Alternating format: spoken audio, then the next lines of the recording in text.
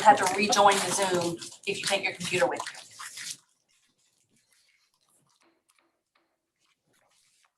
Good evening. I'd like to call to order this special called meeting of the Bedford County School Board for purposes of continuing our Virginia School Boards Association training. Ms. Johnson, would you please call the roll?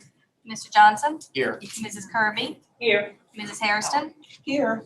Dr. Hicks? Here. Mr. Hill? Here. Mr. Meany? Dr. Mealy? Here. Mr. Chairman, you have a quorum. Excellent.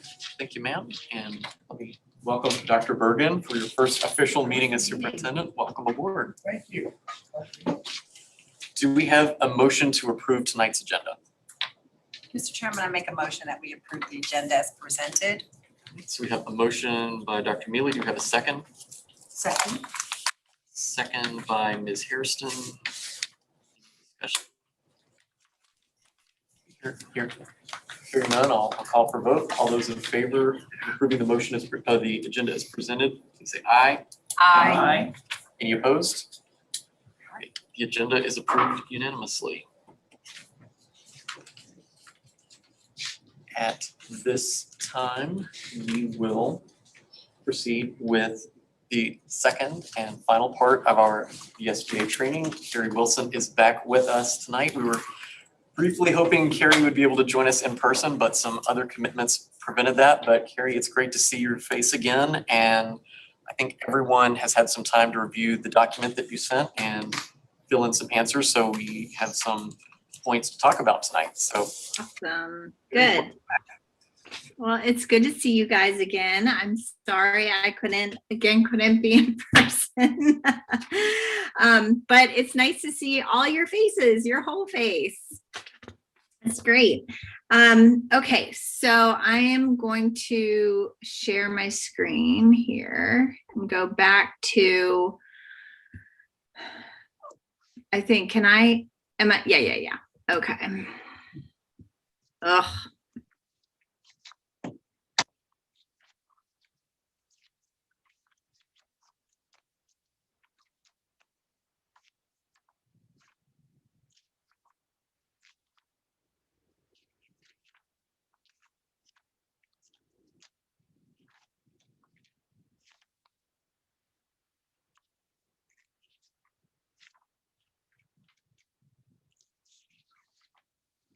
Carrie, you're We muted. can't hear her now. Okay. All right. You'd think that I would be more proficient. This is all I do every day is on Zoom, it feels like. All right. Let me try this again. I'm going to go right to the Word doc that we were working on before. Since I think that we have gotten, so you guys have looked at these and have some answers already in mind since we got started. Is everyone okay with just kind of jumping in where we left off, or do we need to go back and review anything? I think just going forward. Okay. All right, just checking. So just so everyone's on the same page, and again, this is just kind of an overview or a manual, if you will, that describes how we as Bedford County School Board, how we go about doing business.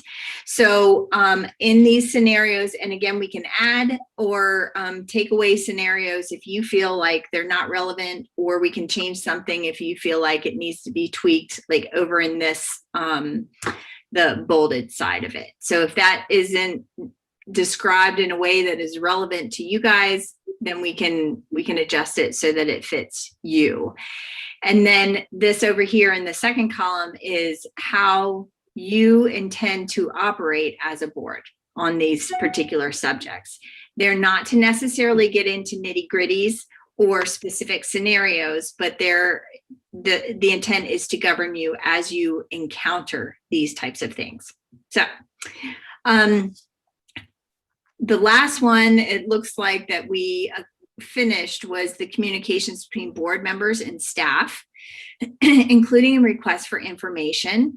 And we put down that board members shall communicate directly with the superintendent and or the executive staff regarding concerns and requests for information. Is that still where we are, or are there, and we can move on to the next one, or was there anything that we needed to wrap up on that one? Request information. Correct, not make recommendations to change things without going through the superintendent. This, right. And this is something that you as a new board governance team can decide here and now. And this is where, you know, the superintendent can say, as I'm establishing, you know, my role here as the superintendent, I'd like all requests to come through me. I'm just throwing this out there as an example. I'd like all requests to come through me until I can establish my team and know how everyone operates and what everyone's comfortable with. Or, I mean, you can feel free to say right now, Dr. Bergen, you can feel free to say, no, I'm comfortable with them going to my upper level administrative staff and to request information. I mean, that's for you guys to decide as a board governance team. So, you know, as your staff, if there's something that's already been produced, information that's already been shared, and you have a question about something, it would make perfect sense. You go back to the person who produced it and ask the question directly. But if it's a request for new information, it's a set of questions about something, prefer it come through me. So I see it and I can assign it to staff as appropriate and be included on the questions on the front end and the answers on the back end. If that's a clear distinction. Yeah. Right. So, and that's a good example.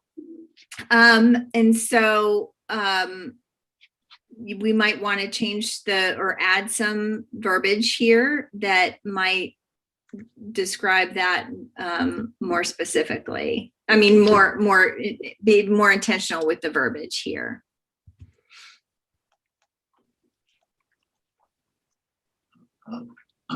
Anyone? Dr. Bergen, if I heard you correctly, you would prefer that any new requests come through you first. If it's a follow-up to something that we already have, Yeah. then it could go through the executive team member that produced that. Existing documentation, you're reaching back on a matter that's already been established, a document that already exists. You have the budget already exists, and you have a question with the budget. The special education annual plan already exists, and you have a question about that. You can go back to the person who produced it and you've already received information. If you just copy me on these communications as well, so I know you're asking a question. If it's a request for new information, a set of questions about something that's going to require staff work time. If I could be, you ask me, because I may have other things that I've asked that particular staff member to work on, and I'm going to have to prioritize for the staff member what I've already asked them to do versus what is other questions. Dr. Hicks, yeah. Just to be clear, on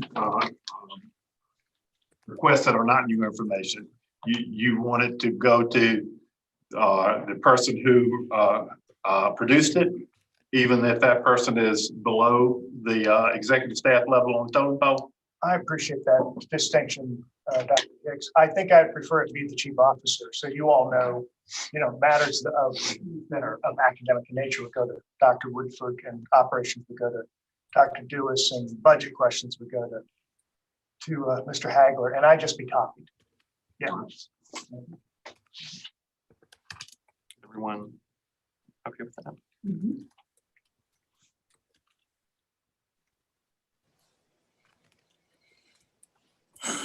I'm just making stuff up as I'm listening. You guys tell me if this is okay. So board members shall communicate directly with the superintendent with any new requests for information. For follow-up questions on previously presented information, board members can contact the executive staff member that oversees that content. Is that fair and accurate? Does that capture what you were saying, Dr. Bergen? I think it would be even clear if you substitute executive staff member with chief officer. Okay.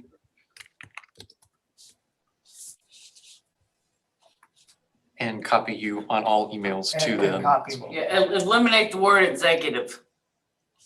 Oh, thank you.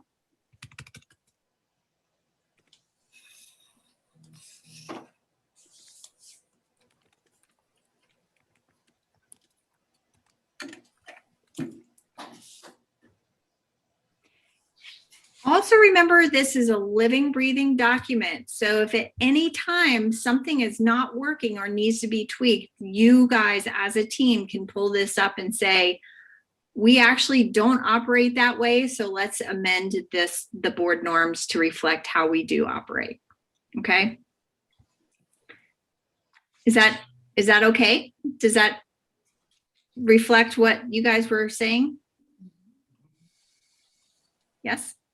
Yes. Yes. Yes. Bueller? Okay, very good. The assignment of committee members. So this was, this has to do with like standing committees. And currently you have a policy that states that there shall be no standing committees of the Bedford County School Board. Special committees may be appointed by the chairman or created by school board action. These committees shall be appointed or created for specific purposes and shall expire upon completion of the assigned task unless school board action authorizes temporary continuance. This is most school boards across the state have standing committees for different reasons. For example, Harrisonburg City School Board had standing committees of, we had a governor's school that we shared with the county, the surrounding county. We had a technical center, career and tech center that we shared services with the county. We had special ed programs that we shared with the county. So, and regional things. So we had standing committees for those types of things. We also had standing committees with local organizations like the Health and Community Services Board. We had a Parks and Rec standing committee. So there were a lot of committees, and then we, one board member might be assigned to a committee. It might be all board members on, like the Massanutten Technical Center, all board members were on that committee. So depending on your locality, you may have the need to have standing committees, or depending on what your organization feels that it may need, in terms of standing committees, you might want to open yourself up to allowing some standing committees to happen. It's a very effective way to do some work. We also had a standing committee on the Harrisonburg Education Foundation. So that was a committee assignment. Anyway, I will leave it open for discussion there. And I think Dr. Bergen might want to discuss a couple options too. Who's going first? You. So I think we've talked about this somewhat. I want to further include the board members individually and collectively in the main tasks of boards here in all localities. So the budget is yours. So I'd like to have some type of standing committee that does the thinking with me and the CFO about the development of the budget. Legislative advocacy is ours.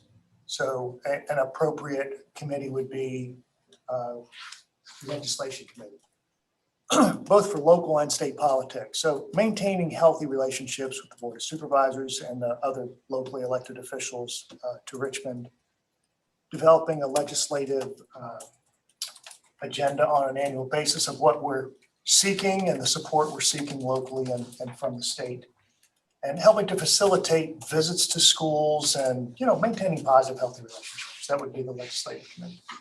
Doesn't have to meet monthly, it meets as needed. And then that budget committee is actually, my vision is a little broader. The acronym is PPMC, planning and performance monitoring. So it's the development of the budget, and then throughout the school year, there are major pieces of data that come back in, like accreditation or students' participation and success on AP exams, just as some examples. So as information is received, me and appropriate staff could meet with the committee to really dig into the data, to make sense of it, and then determine through the board members what they think would benefit the entire board and the community. I can do that work on my own. I mean, I can create presentations with the staff and bring it to the collective board, or I can do that work with you. And so that would be the idea of a PPMC. So budget would be a part of PPMC. Legislative, and then the last is policy review. Most of the time, probably 99 times out of 100, we just use the VSBA model policy, which is fine. But on occasion, we may want to deviate from the VSBA model policy or create a policy that is not recommended by the VSBA or is not in the policy manual. And so the policy review committee would discuss that in a committee setting and come to an agreement as a committee, and then the committee would make recommendations for the full board's consideration. So the committee doesn't adopt policy or change policy, they review policy and then make recommendations as a committee to the collective board. I've led this work in all three for years now. So I would be the point of contact for the committees on all three. There would be, and because there's only 7 of you, I would suggest there would be 2 board members on each committee.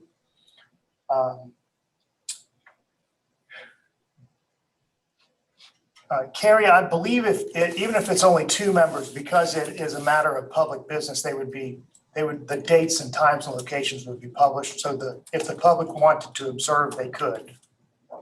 Yeah, and there's no reason the public couldn't observe in these meetings if they were so inclined. It rarely happens, but they would be published.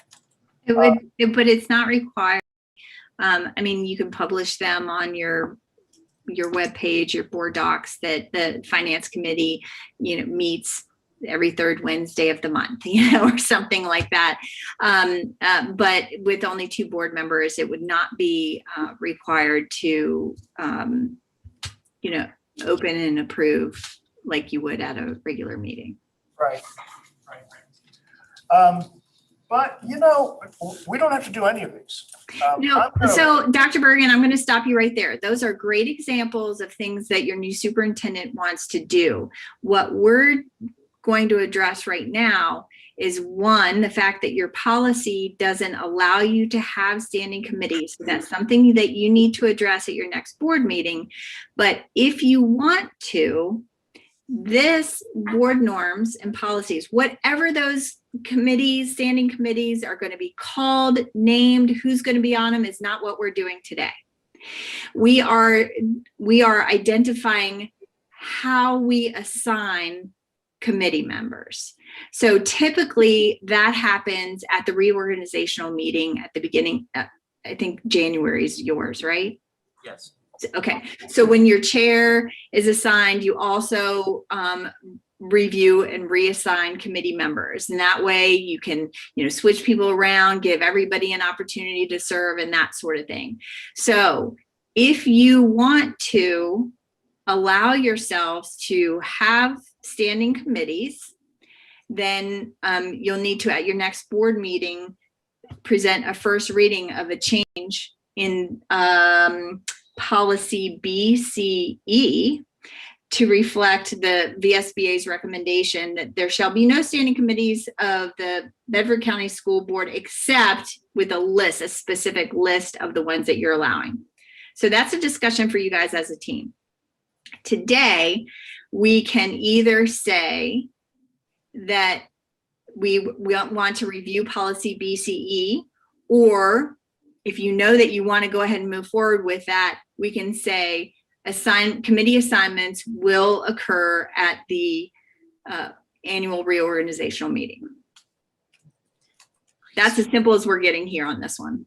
Okay, so Ms. Kirby had a question, but before we do, just wanted to ask, is everyone open to revisiting policy BCE at our next meeting, or are you fine with policy as it is now, not allowing standing committees? Review it.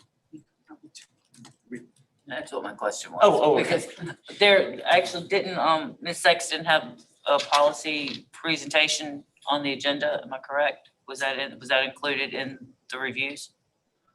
I would have to go back and look. I'm sorry, I don't know off the top of my head. Okay, because I noticed I can't get back into the draft now. So if that's included, that would be perfect with her reviews, Good timing. because she had a section in there.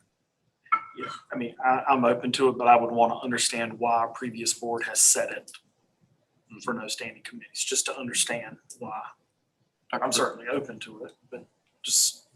Absolutely. Dr. Bergen, is that something staff could look into, kind of the history through the minutes to see maybe when that changed and if there's any context as to why? We looked at it last That's- time that's and right, we we voted. And we don't even remember it. We don't even remember why, but we were part of the ones that voted to eliminate them, and we were on committees at that time. We had a committee that worked with a student advisory. You remember that, right? Jason and I both were, Yeah. and Julie was on there too. And we have standing committees of one who serve on the regional boards, the four Yeah, regional boards. And I know we had the construction committee because Martin was on that when Liberty Middle School was being built in the gym. So I don't know. That would be a special. Yeah, that would be a It special. happened, I believe when I look back, I saw that it happened in 2019. Mhm. That we voted to do away with the committees, but I can't remember why.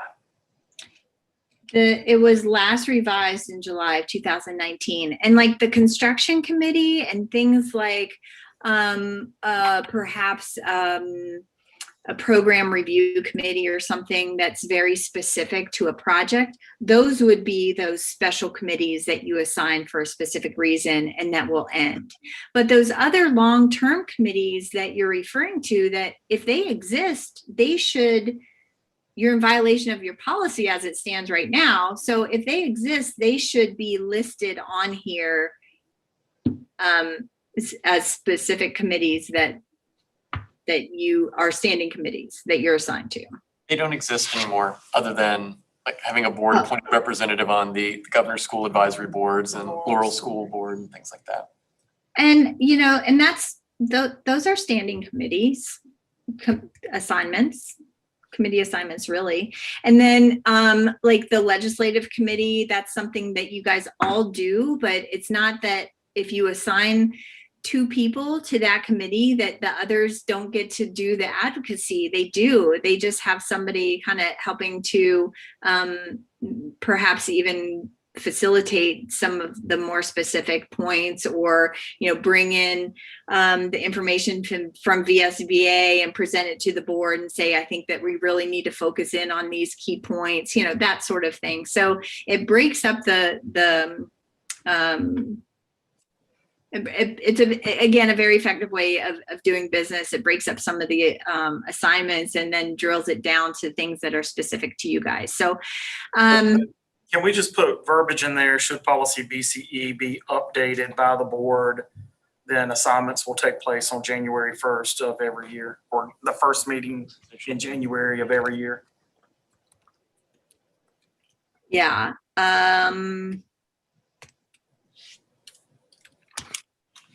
Yes. First, I think that reviewing that is Vision of the policy. Yeah. Yeah, for the first one, yeah. Right, Yeah, or in accordance with the revision of the policy. yes. And if you put that on the agenda, could we have that? Because I know when Ms. Sexton presents them, there's several together. Could we have this one stand off? It's like its own agenda item. Yeah, or not its own, not necessarily its own agenda item, but its own line item for what she's presenting instead of presenting. In other words, Y'all not understand mixed, what I'm saying? yeah, not mixed with the Yeah, others. not mixed in with the other policies that she's presenting, but have that as a separate item from what she's presenting, but still have her present it. She'll present first the policies recommended by the VSBA. Mhm. And you're just recommending a carte blanche. This is a separate item because we're suggesting that we change our current policy. It's a local decision. Is this something that we can do by consent? Or do we have to do an official vote? 2. You have to have a first reading and a second reading for policy changes. Okay, thank you. Dr. Bergen, do you already have something kind of worked up, or is that something that you and Wade will kind of finalize before next week? Well, next week, there's a lot between now and That's next true. week. I'm okay if there's no urgency to this matter. This could be something I could bring in July, as easily as I bring in June. That's July, agreeable to all. That's fine. That gives me some time to unpack my office and meet with when I'm not back yet, and talk about the language that might be most appropriate to bring. Great, all right, so sounds like we'll. So we look for have that in it July. definitely on an agenda. Okay. Yes. So I went ahead and put in there review policy BCE because that needs to happen first. Then I just went ahead and put the language in there, standing committee assignments.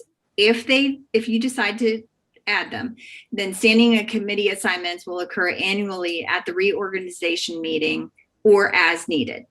So if something comes up mid-year or somebody leaves the board and you need to fill a position, it still allows you to fill that committee assignment. Does that make sense? And you can take that out if you decide not to have standing committees. Okay? And you would replace it with, you could just remove that, or the board has decided not to have any standing committees. Okay.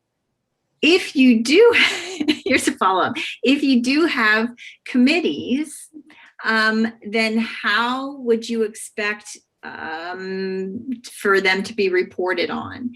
So, for example, the policy committee is actually a really, it's an effective committee. There are a lot of policy changes and recommendations that occur through VSBA policy services. So it's a great way to keep up to date on all your policies to make sure. I mean, you have lots of policies and it's hard to manage them if you look at them and say, oh my gosh, we need to do an annual review. But if you keep chipping away at them, then that's good. So those would be probably reported on if there are any change in recommendations, probably at each meeting or as needed.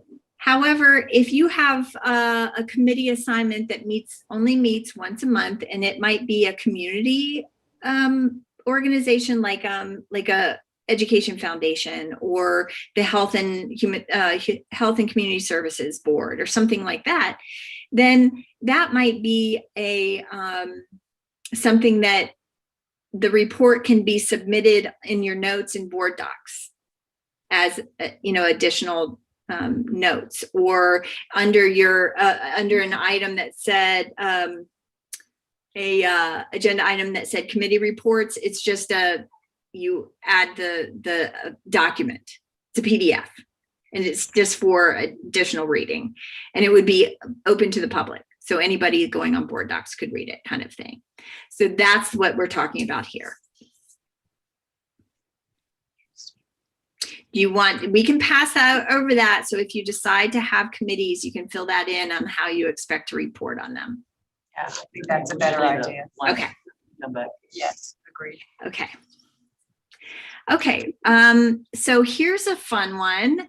Responding to media inquiries. How do you, as Bedford County School Board, respond to media inquiries? What's the protocol? Usually the chairman responds Yeah. on part of the board. Through the Office of Public Relations or whatever Ryan's team is called. Mainly through the superintendent, but if they request comments from the board, it would go through the chair. If they're speaking for the board. Correct. Typically, anytime I get a media request, I always let Ryan know about it regardless, so he can be aware that stories might be forthcoming, or he might need to refer them to someone at administration and let them know who they need to talk to on that end. I really like that. I think all of us don't need to be doing that, Well, especially if it's from the board. But there are. it's only if you're responding on For the behalf board, of the right, board. I understand But that. Susan Mealy can speak to the media representing Susan Mealy. Right. Marcus Hill can do the same thing. So I want to be careful not to say, Yeah. that only those two people can speak. because No, I'm not I'm, willing to I'm agree reading with this that. as someone who's speaking for the board. For the board. For that the is board, correct. yes. Board, yes, but if, because I've been called numerous times for, so yeah, since you're two sides of a disagreement. So, I mean, I want to leave that open. Right, but then you're not speaking for the board, and maybe it would clarify responding to media inquiries on behalf of the board. You know, so that it's not an individual. Right. And my preference would be that just the chairman would respond on Right. part of the board. Yeah. I don't know how you. Would all you say feel the about that. chair or that Or person? designee. Or designee, right, I'm sorry, what? or designee. Yeah. The chair might be on vacation or out of town or something and just can't, so. Or for a Lynchburg reporter to get to Lexburg. Exactly. So yeah. Carrie, can we change that to responding to media inquiries on behalf of the board? So that it still leaves open Mr. Hill's concern of responding personally.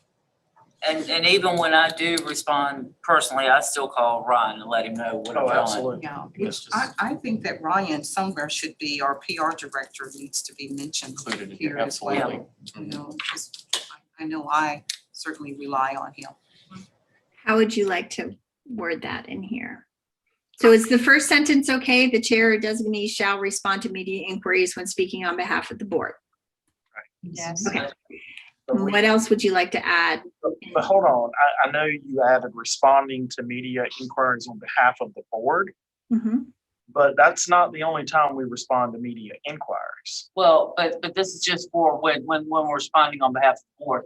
So could we say something, then come down, and another bullet point would be, if board members individually. No, I'm not talking about that, but responding to media, it's not the board, it's not the chair's responsibility to respond to media on behalf of Bedford County Public Schools. That's the superintendent, his team's role. So that's what I mean. So we don't need to cut it all. We need to say responding to media, and then we need to, the chair is representing the board, and then the superintendent's office is responsible for speaking on behalf of the school system. I think that's a good delineation. There you go. You can go home now. Now, You're done. You're earning your keep tonight. yeah, You're done. you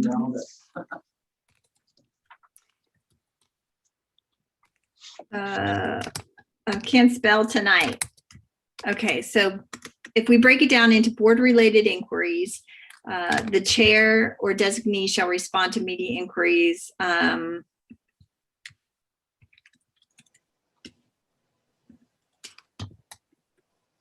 When speaking on behalf of the board, we designate that.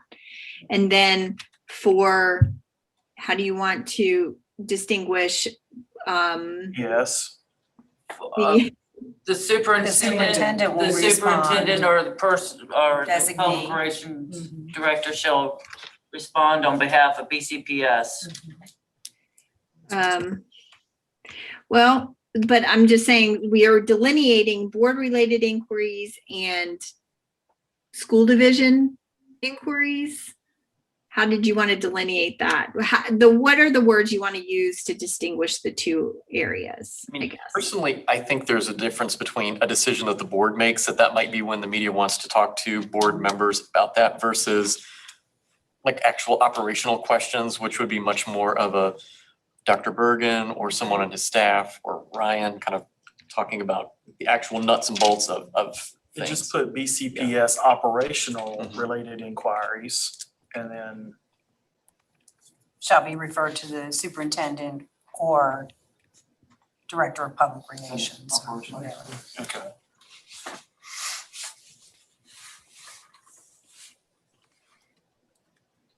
So you don't mind getting in front of cameras, right?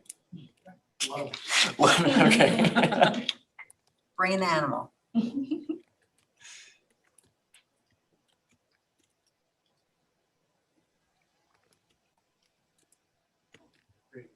Yep, just that right there.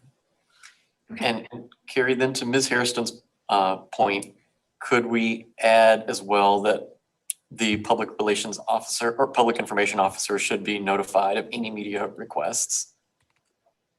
I like that.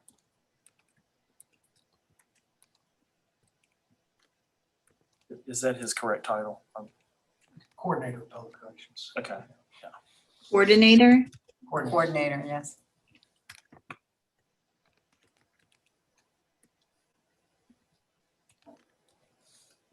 Okay, well, she's writing that. I just want to make sure too. So, which has happened to me many times already. So I get a request from John Carlin at WSLS. I just refer that, what I say is, by agreement of the board, this inquiry must go to our chairperson, Mr. Johnson. I don't then refer that to Ryan. I'm assuming you're going to do that. Right, Yeah, Jason. we all on the same Right. page with that? Okay. Unless he wants to know, Dr. Mealy, why did you vote the way you did? In which case, That's yours. go for it. In which case, I'm gonna say, you still need to talk to the. Is this okay as written or any adjustments? Well, I still would like to have some type of, because I like to have some type of verbiage in there for the reservation of us to be able to speak to the media individually, Well, It clearly says on behalf of the board. on behalf of the Right. board. And that's it. I mean, so otherwise, there's no. So those are rule. board Liberty. decisions. It gives you that liberty. Right. But Yeah, I mean, you can have that verbiage in there, individual board members. individual. board- Individual board members are permitted to respond to the media regarding individual decisions, or I don't know how you want to word it. So something like that, and then put in there because if the individual board member does respond, that they need to also contact Ryan, the public relations coordinator. And they need to be able to say to the media that I'm responding on behalf of That's my myself. personal- Yeah. Yeah. Now, whether or not though they actually They won't- show that, Right, yeah, but but at least we have to trust each other that we've said that. Okay. So individual board members are permitted to speak with the media verbiage regarding, On their own behalf, on their own Say behalf. independently, independently, yeah. yeah. I like on their Right. own behalf, because that way it does, if you vote yes and I vote no or whatever, then I'm just speaking for me. so the public relations coordinator shall be notified of all media, not just inquiries, but contacts as well? Well, again, Or just inquiries. if I'm contacted and I refer that to the chair, I'm going to assume that the chair is going to contact Mr. Edwards. That I'm not going to say they contacted me and I've contacted Mr. Johnson. So should we add the public relations coordinator shall be notified of all media inquiries that you plan to respond to? Usually I would just call Ryan after I I've done it to always make do. sure that it happened. I would go ahead and talk to him and just say, hey, heads up, this is what I've done. Yeah, that I agree. What I'm saying is if I refer it to Jason, Then you're done. Yeah, you're yeah, done. I'm done, You're right? done, your hands. It's on me. You're out of it. Right. Yeah. Okay, I just want to make sure. Right, someone just had mentioned earlier that if That's an fine. individual talks with the board member, that the public relations coordinator still needed to be notified. Yeah, So- and I think that says that, and I like that. Okay, okay. Just wanted to make sure. Okay, use of social media. Now, there are no right or wrong answers, so how do you handle social media, whether it's an individual, like Carrie Wilson has her own school board Facebook page, or are you guys okay with that? Or do we rely on one Bedford County Facebook page to funnel all of We that? have all of the above. Okay, We that's have fine. Bedford County and a lot, I know I have my own, you have your own, Jason, I do. you do, but you don't post anything on it anymore. Yes, I do. You do? I do. Oh, I don't see it, I'll have to go look now. Are we still friends? I don't know, depends on. Oh, Carrie, are you sure you want to continue this conversation? I rarely So- post, I Yeah, respond Yeah, more to you all than and I we post. actually had this come up a couple of years ago. I remember when we were told that we have to keep everything on our page public and we can't block anybody from responding. Only on the official. On Not on ours, your personal if one. we are on there as a public figure, Right. Right, with our school School board, board page, correct. school board page, we can't block anybody and we can't delete posts. So it sounds like everyone's okay with individual board members maintaining school board accounts as long as it, kind of like we just said before with media inquiries, it's clear that this is your perspective and you're not necessarily speaking on behalf of the full board. I would like to see some verbiage in there that states the official BCPS social media will be controlled by superintendent and staff. Absolutely. Mhm. Or designate. Or doesn't, yeah, I mean, but that's not for us to run. Yeah. Mm-mm. The Don't board think on so. anything to That's do like with the it. official voice of the school division. Right. Yeah. Official just- BCPS social media platforms with an S Mhm. shall be controlled by the superintendent and his designee.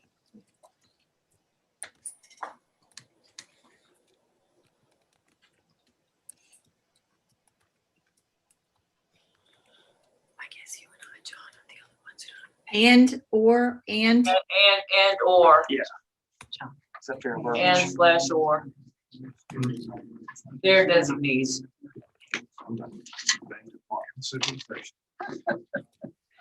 so this first sentence isn't finished. So individual board members are permitted to have their own official social media platforms, their own, and by official, I mean like school board representative social media platform. Can we add that verbiage Yeah, in we there? say school board. And to follow whatever the VSBA rules are around that, I mean. And I don't know. if Or it's- AUP, Well, how about follow they're the permitted to AUP. follow, on school board social media platforms as long as they're in compliance with, The AUP for one, don't we have? aren't you glad you're not on social media? Dr. Diggs? I am indeed. It's the bane of modern civilization.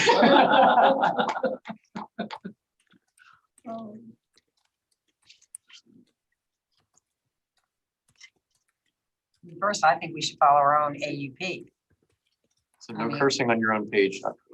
Huh? No cursing on your own page or anyone else's. Yeah, I think that's fine right here.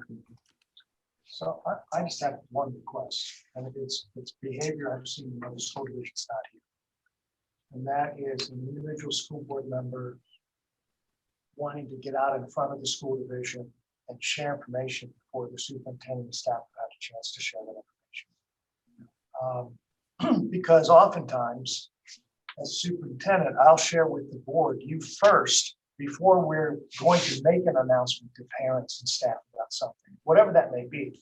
It's usually not controversial, although it could be. And it undermines our ability to message with the community if it's being tweeted or posted by someone else before we can. So I'm not sure how to capture that verbiage, but if it is information of which an individual board member becomes aware through communications from the superintendent or appropriate staff, that they wait to repost until after the school division has had a chance to share that information. If that makes sense. And you can It does, disagree I with the think information that's- and state on your own social media account, your own point of view, which you certainly do and everyone does. But just give us a chance to put our own message out first. Well, then we So, need to add verbiage. yeah, can we go back up to usage in the first bullet point there? After that, go ahead and make that a whole, go after the period. Information shared on the social media sites will be public knowledge. Or something along that lines. I don't think that, I think you want something more specific, like, or you're Shall be, asking us that Shall we be will not after share. it's either shared on BCPS, official social media, and or announced in public meeting. Yeah. Something like So that. public wants public knowledge, whether it's something we do here. So we could say social media platforms only after it has been shared on the official BCPS. But it could, Platforms. but it could be something we decided in a meeting and. Well, then I it's, think I then could it's been be shared, that's, So excited about it, I go out in a car and before it even hits the BCPS Facebook page, but it's public knowledge because we discussed it in a meeting. well, So, I mean, I don't know can't- what I'm really talking about here, but if we're doing something like this, like, wouldn't that be, isn't the Zoom considered some sort of platform? Yeah, well, So. Or just shared publicly, before it's shared shared publicly. publicly, and then that could be social media, that could be an announcement at a meeting, that could be call out to parents. it could be a speech Dr. Bergen makes Yeah, in just town the square. key difference for me, and I appreciate Carrie, you bearing with us on to capture this. Information as a heads up. Right. It's a confidential communication, Correct. whether it's marked confidential or not. You're receiving something before we've informed parents and staff as a courtesy to you. If you would hold on posting it on your own social media pages till we've posted it. Absolutely. That's really my only request, however we phrase that. Well, information shared on social media platforms shall only be shared by school board members after it has been made public by Or how about BCBS. school board members shall, on their individual pages, shall not divulge confidential information. Or shall not post anything prior to the Bedford County Public Schools posting. I don't know, we're being a lot really wordy here. I don't like that part, because if I'm getting information, if I'm in the public and I'm getting information that says, hey, principal told us this today, and I go to BCPS social media page and it's not there, I'm not waiting for you guys to post something that parents are telling me about that has already been dispersed by a principal in their daily newsletter or. Yeah, so like for me example, if I'm getting a newsletter because I have 2 children at Jefferson Forest and I want to go share that on my page. Knock your socks off. We're saying the same thing. Okay. Whether, maybe we're not saying it there, but if the information is out, yeah, I want you to repost it and tweet it and. Okay, I just want to make sure. Because some folks are gonna get the information from your page before they get it from the school newsletter or from our social media channels. But I think we ought to be very careful, but public knowledge is a very nebulous term. It may or may not be accurate knowledge. Oh, yeah, I'm saying if it's in writing and I, and you're. But it's like something that will show up on the Minuteman Pride Facebook page, but it wouldn't necessarily show up on the school That's my Facebook page. point. I don't You know, want to use the verbiage to say we have to wait until it's on the Yeah, official. because I know Liberty High School Journalism announced that pictures, graduation pictures were there for pickup. I should be able to share that even though it wasn't on Bedford County's Facebook page. She's trying to capture. Posted or, you can put posted or shared by the school division. And after it says shared, after has been posted or shared Sure. by the school division. I'm impressed that you can read that on your screen. I know. I'm like, how in the How in the world? I want your glasses. I'm having trouble with the screen. That's my glasses. After it has been posted or shared about. So that takes care of something in writing that you got. Shared by the school division. Yeah, as long as it's, as long as we all agree that it's not just the social media. No, I think this is saying if you get a letter saying, you get, your kid comes home with a Or how letter about- and then you say, I want to share that, I think you have. Okay.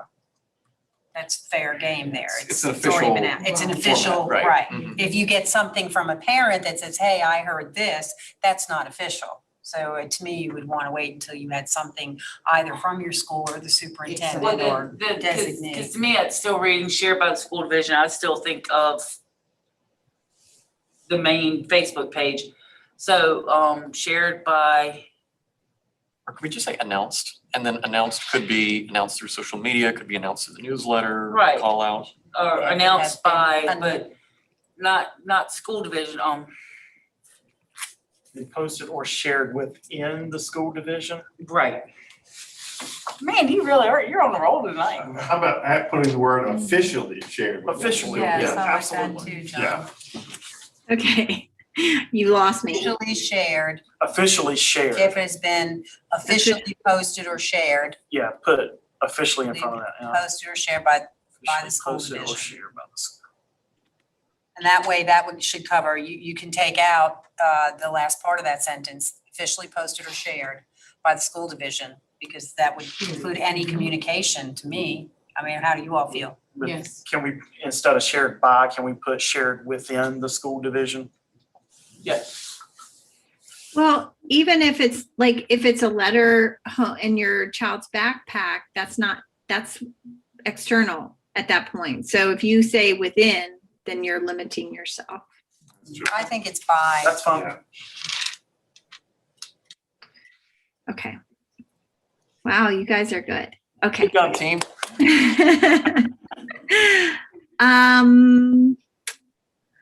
I increased the size of this last time. How did I do that?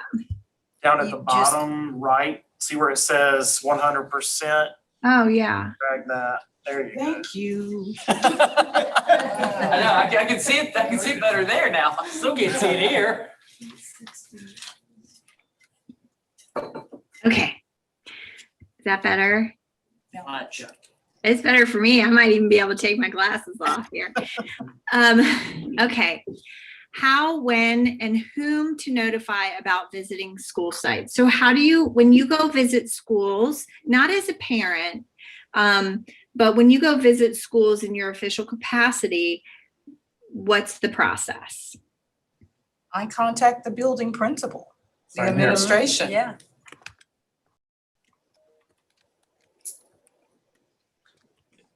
Sometimes I just drop in, but I shoot the principal a quick text to say, Mhm. hey, I I have do a the few free same minutes, I'm thing, coming yes. by, is that okay? Right. Yeah. I do the same thing. I just walk in with my ID and, I mean, I like to see the real deal. Yeah. I don't want it preconditioned or Mhm. kids in the hall, whatever. I mean, that's what I want to see. So, And I think we should have that liberty in which to do that too. I Right. certainly I do. I mean, I don't But I do mind normally calling the contact them. superintendent afterwards or as I'm walking in the door, but Mhm. I mean, nothing to hide, but I definitely want to be able to just pop in. And often that call comes after a school visit because you'll see something or someone will say something, or, Right. hey, what's going on? How do we help them? What do we do here? So, I'm gonna accept the will of the board, but I. You have- Will happen. I'm sorry. So when you walk in the door, they're gonna drop whatever they're doing because you're a board member. I don't want them to drop whatever they're doing. There could be a scheduled IEP meeting, they're gonna have parents waiting because you walked in the door. They could have teachers scheduled observations and they're gonna rearrange a teacher's schedule and their observation because you walked in the door. There could be a student discipline matter that they need to attend to, and it's not gonna get the immediate attention it needs because you just walked in the door. So drop-ins are, you don't mean for them to be disruptive. They can be. So when kids are present in school, my strong preference is that it's a scheduled visit. I want you to show up at every football game and cheerleading competition and school musical and PTA fundraiser and anything that, the public is open to because the principal is expecting the public to be there. But when kids are in school, they're the instructional leader of the building, and that's what I want them to be focused on. I do want you to be in schools, and we've done that together. I've invited you to do learning walks with me, and I'm going to continue to invite you to do learning walks. And I hope that we never see a dog and pony show. I want to see the real deal too, Marcus. I want to see instruction happening. And I know, and you know, when it's a dog and pony show, when it's the real deal. So just out of respect to the work that happens in our schools, I have a strong preference that we not just drop down. But I'm going to accept the will of the board. I hear you loud and clear, but I have been in enough schools when I walk in and that principal's in a meeting, that strong administrative assistant up front said, sorry, he's with somebody else. I don't, and Yeah. I've gotten that. I have an assistant principal, that's here, or what were you hoping to see today? And I've got my badge. And so I'll walk down to the media center or I'll walk down, to the gym. So I'm definitely not there to disturb or take away parent conferences. And again, I've walked in during that time as well. So if you want to add information in there that says board members should avoid taking away from planned activities of the principal or whoever, but I like popping in to see. Well, And it's not like I'm there every day or every week. Yeah. It's just periodically. well, and I think we're all fortunate enough to have good working relationships with the principals, especially in the districts that we represent, that if we were to pop in and they said, nope, sorry, we can't see you now, Mhm. No big deal. no skin off our teeth, no big deal. I've We had several say understand. that, yeah. And they're comfortable enough with us to say that, or say, I'm sorry, I'm tied up. Could our assistant principal help you, or could someone else help you? And I think we're fine with that. And I think the office staff, the secretaries, I know so many of them, Yes. right up front will let you know that, Yeah. the building principal just Yeah, can't be they'll- seen. they'll- in a they'll- meeting like Yeah, that. they'll definitely let you know. And sometimes, like if I Yes, want they to, should. because we're talking about the auditorium, if I want to go by Liberty and see the auditorium, I don't really need anybody to go with me. Just let me know how to get in. I'll check into school. You don't even need to go with me. Just let me go look around, nose around a little bit.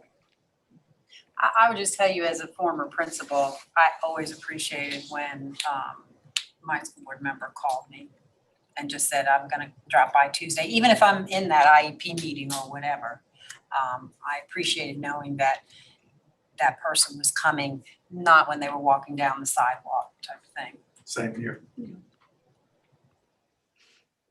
I'll erase that. So what do you think? What would you like to, that's all good, great discussion, really and truly, and that's great feedback. Too, as a former principal, appreciating the notice. I still like, I hear what you're saying and I respect your opinions. I just really like a text or something before I, Well, could we Go say into the something building. along the lines of scheduling the appointment with the principals is preferred Or contacting the principal. ahead of time prior to, is It's preferred, preferred. but with the word preferred, that's loose to where you still open to drop-ins if need be. You can add the word Well, preferred, yeah, that's fine. I mean, it's, I personally feel that as a board member, if I want to go and visit a school, then I should have that opportunity and that right in which to do so. Now, certainly I've been raised to be a decent person, and I will certainly give them a heads up. As I said before, I will contact them and let them know. But I think it's important that we not confine ourselves to not having that liberty in which to go and visit our schools and our building principals. I can see if you just happen to be in the neighborhood, because I know time is really tight with me. If you happen to be in the neighborhood, you have a couple extra hours, which goodness knows I wish I could have. And you just want to stop by. Yes. And I can see that. I've had board members to do that when I served as a principal, they Yeah. were in the area and they stopped by. So I think we need to be open to that too. And two, for me, it's also a difference of if it's a school that I'm not as familiar with or a principal that I don't have that There you close of a go. relationship with, I agree would there. absolutely Yeah. reach out to them in Yes. advance and say, Agree. I'm gonna be in the area, could I stop by? Yes. Especially if you don't Whereas represent if that it's- area, 'cause That's then they right. really think something Exactly. was wrong. Benito Huddleston, Stanton River, just right down the street, just, hey, I have a few minutes, can I stop by? I'm going to give you some options. Dr. Bergen, you can weigh in anytime. You have to be comfortable too. So contacting the building principal prior to visiting a school is recommended or preferred? Do you like? Recommend. Okay. And is recommended. However,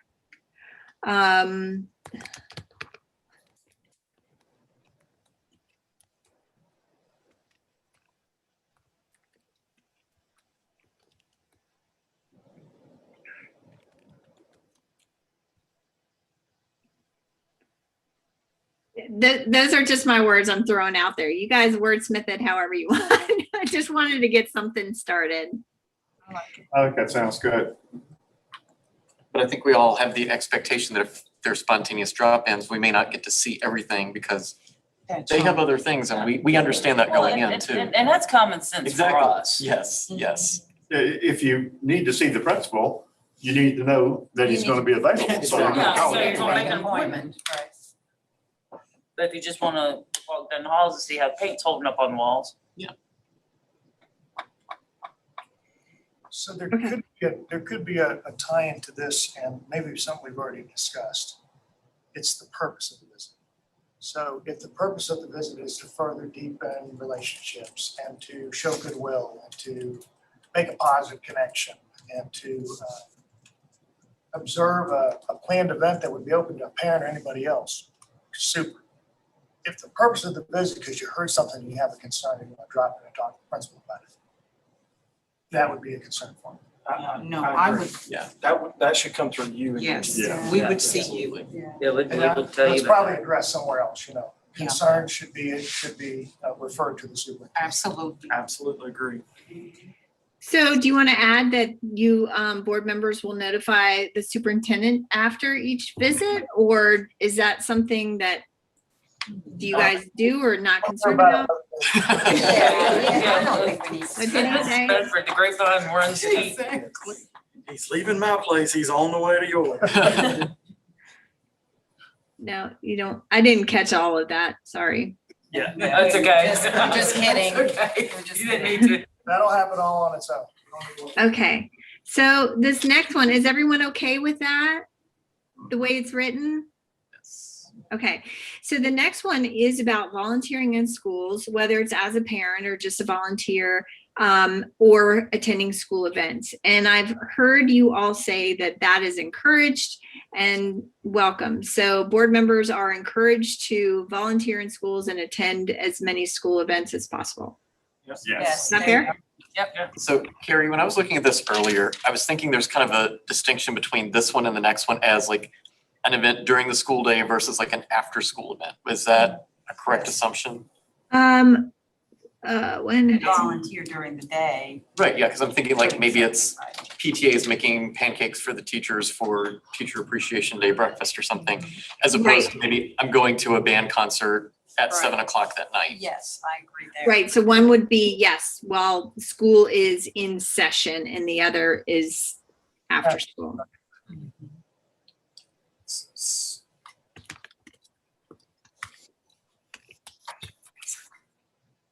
So are board members encouraged to volunteer, can we say as a board member and or parent? Why do we need to designate? I mean, board members are encouraged to volunteer, period. That's fine.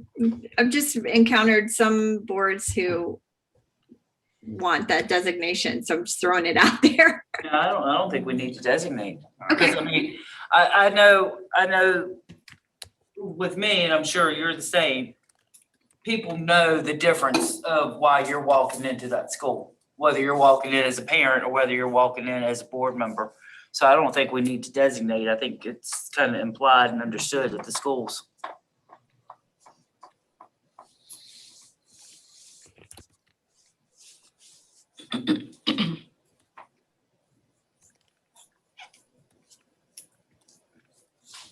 Okay, I think that keeps it simple. You're just encouraged to go and volunteer and attend. You need to take the And word then- "attend" out of Yeah, that. yeah, I would say volunteer in schools, period. Schools and school Be- events. Because school events is covered in the next. No, you can have school events that are happening during the school day. Yeah, Okay, so she needs- can we just take out the word "attend" because that section has to do with volunteering. Yeah. The next one is about attending. Okay, All right, so on this one, how, when, and whom to notify about attending, I would be calling somebody every other day. So to me, I would have the same, I think I would you have, do I would about have the same thing. We're encouraged to Okay. attend I was gonna specific say, events. now, if we're invited to something, do we need to notify Diana? Because if there's 3 of us, I mean, As long as you're not discussing board business, you can. so we're okay. Okay, all right. So if you see one of us, just say hi and ask how the family's doing.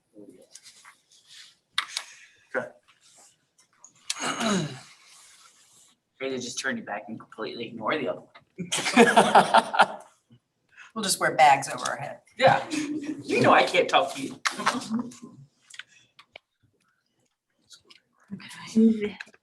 So what did you say about invitation? You can scratch the invitation piece. They, We're not friends till the school's over. So board members are encouraged to attend as many school events as they'd like, whether they're during the school day or after school. Does that count as? Yeah, it does. That sounds good. Okay. All right, expectations for participation in professional development. Do you as a board have any goals or expectations for everyone to participate? I mean, obviously you're all here and I appreciate that, but do you have any broader goals? Like, for example, we will attend X number of VSBA sponsored conferences, or we will all attend the annual conference, or any of that sort of stuff. Are there any set expectations there? I can't, my time is so limited, I can't I thought really. it was a requirement that we had so many hours.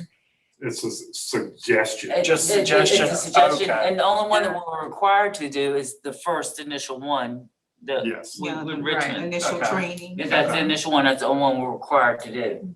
After that, it's volunteer basis. I would say encouraged. We Encouraged, should be yeah. encouraged That's, to participate. that's gonna kill me if I left him every night with kids.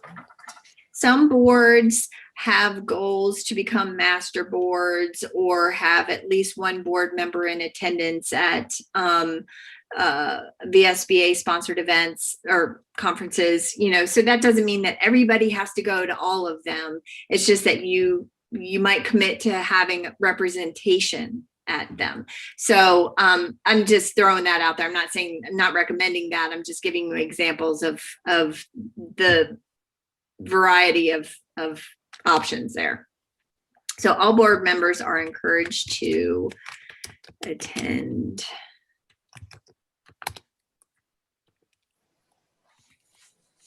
I think that's all I say, period.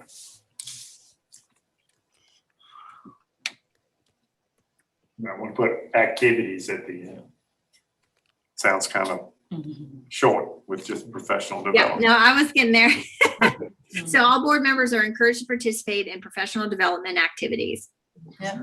And that could even be if you bring someone in to review Robert's Rules of Order. So if you bring a parliamentarian in to help you with that, that is participating in professional development activity. If you have someone come in to talk about FOIA requests, that would be a professional development activity as well. So not necessarily just VSBA things. So we could actually initiate our own training based on what we as a board think we need. Yeah, of course. If you feel like, gosh, we really don't do a very good job at the parliamentary procedure, then, you know, and you want to bring in a parliamentarian to help you guys, you know, facilitate your meetings in a more efficient manner or whatever, follow parliamentary procedure, or if you've adopted Robert's Rules of Order, which is even more strict, then, you know, that's professional development. Absolutely. And that would not have to go through VSBA. You could certainly contact VSBA to help you find someone, or you could do it on your own. Okay, great, thanks. Okay, expectations for participation in local, I guess that's supposed to be together. Yes. Local meetings and conferences. So do you have any expectation that board members attend city council meetings or anything like that? No, not those. Oh, that reminds me of the other standing committee that is quite effective, if I could digress for a minute, and that's a liaison committee with your appropriating body. So we had one in Harrisonburg where the chair and the vice chair met, and the superintendent met with the mayor and the vice mayor every other month. Or, you know, once a month, whatever, you know, during the year, during the cycle of the year, whatever was most appropriate. That's a really positive standing committee to consider. So since that came up, I thought I'd mention it. Okay. So there are no, can we take this out? If there are no expectations for participation in local conferences or meetings? Unless, well, the only thing is for the budget, sometimes I remember that they've invited the superintendent, Mr. Hagler, and then they've asked for the chair to come too. Mhm. So, So kind of at their invitation. yeah, But I Invitation. mean, do we need to state that? Let's just expect it. I mean, Okay. that's part of the role. That's something Okay. altogether different, I think. Okay. So, Yeah, I think so. if we're invited, we'll go, but we don't necessarily have to. Yeah. There's no expectation of attendance unless we're invited. So, yeah, we can delete that. Anything, any other meetings or conferences that you, Dr. Bergen, might anticipate wanting or needing the board in attendance? Like, any, I'm trying to think here, like,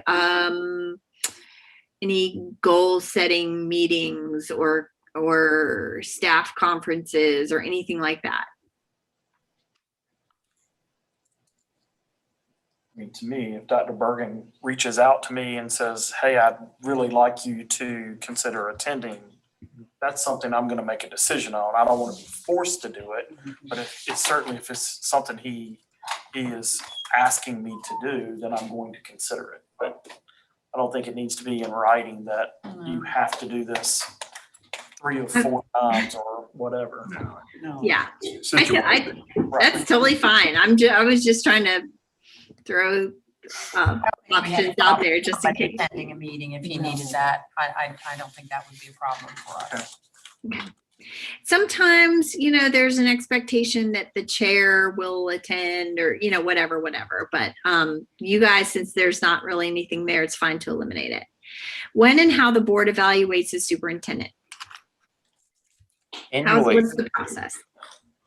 And I think in the past, we've initiated the evaluation process kind of mid-late summer, kind of with an initial round of board completes evaluations.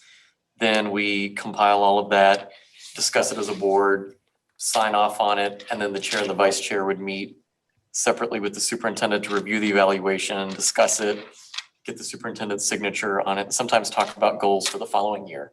So I don't know if that's the method that we would like to continue or what, but I know annually. She captured it right there on an annual basis. Does that, does it mesh well timeline wise?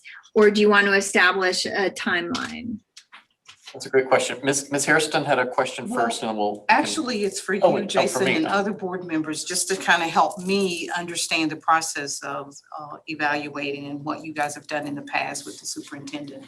So if I understood you correctly, you said that individually, the board members, so we have a template or something that we're using? It's a form A form? that you'll get, and then you fill it out, and then we'll compile everybody's answers on one sheet, everybody's reply on one sheet, but it's put on there anonymously. We don't know Okay, who so said it. at what point do we come together collectively to discuss it? Once we get the initial instrument has both a Likert scale and then a free response section. Okay. So after all of those are received, then we compile them. So for question 1, you had an average score of 3. Mhm. And superintendent is doing a great job, or the superintendent needs to work on this area. And then we compile all that data and we come back together and Okay. review both the average scores as well as the free comments, and we have that discussion. And we have a closed session. Yeah, Okay, yes. I was just Yeah, curious. we have a closed session about it. So- But it takes, it's about the next month after we. Just to help me understand I what think you guys Georgia have has done a in the point past. because clearly it wasn't done last year. So I think the word shall should be included in this document.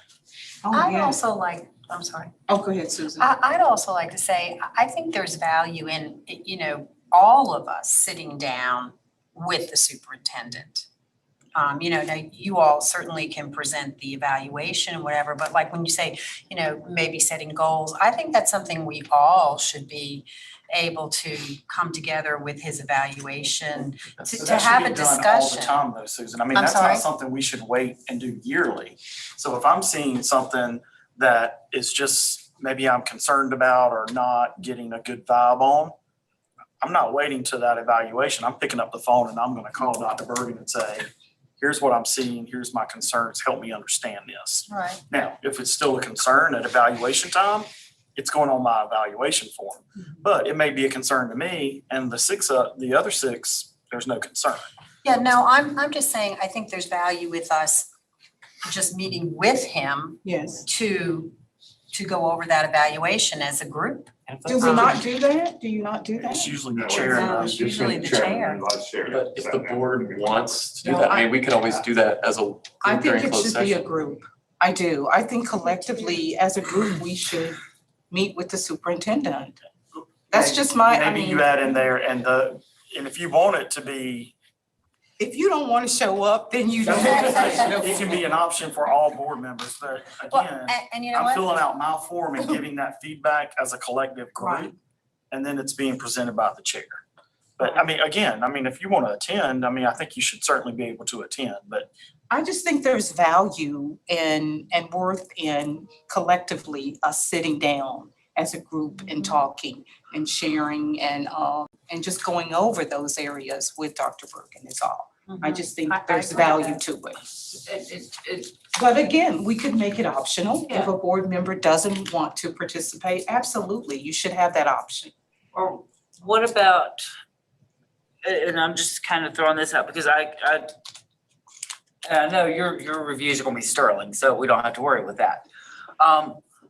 But this is like for future events. I know sometimes you can be on a hot seat during your evaluation and you may not want 7 faces staring at you while you're hearing what other people say.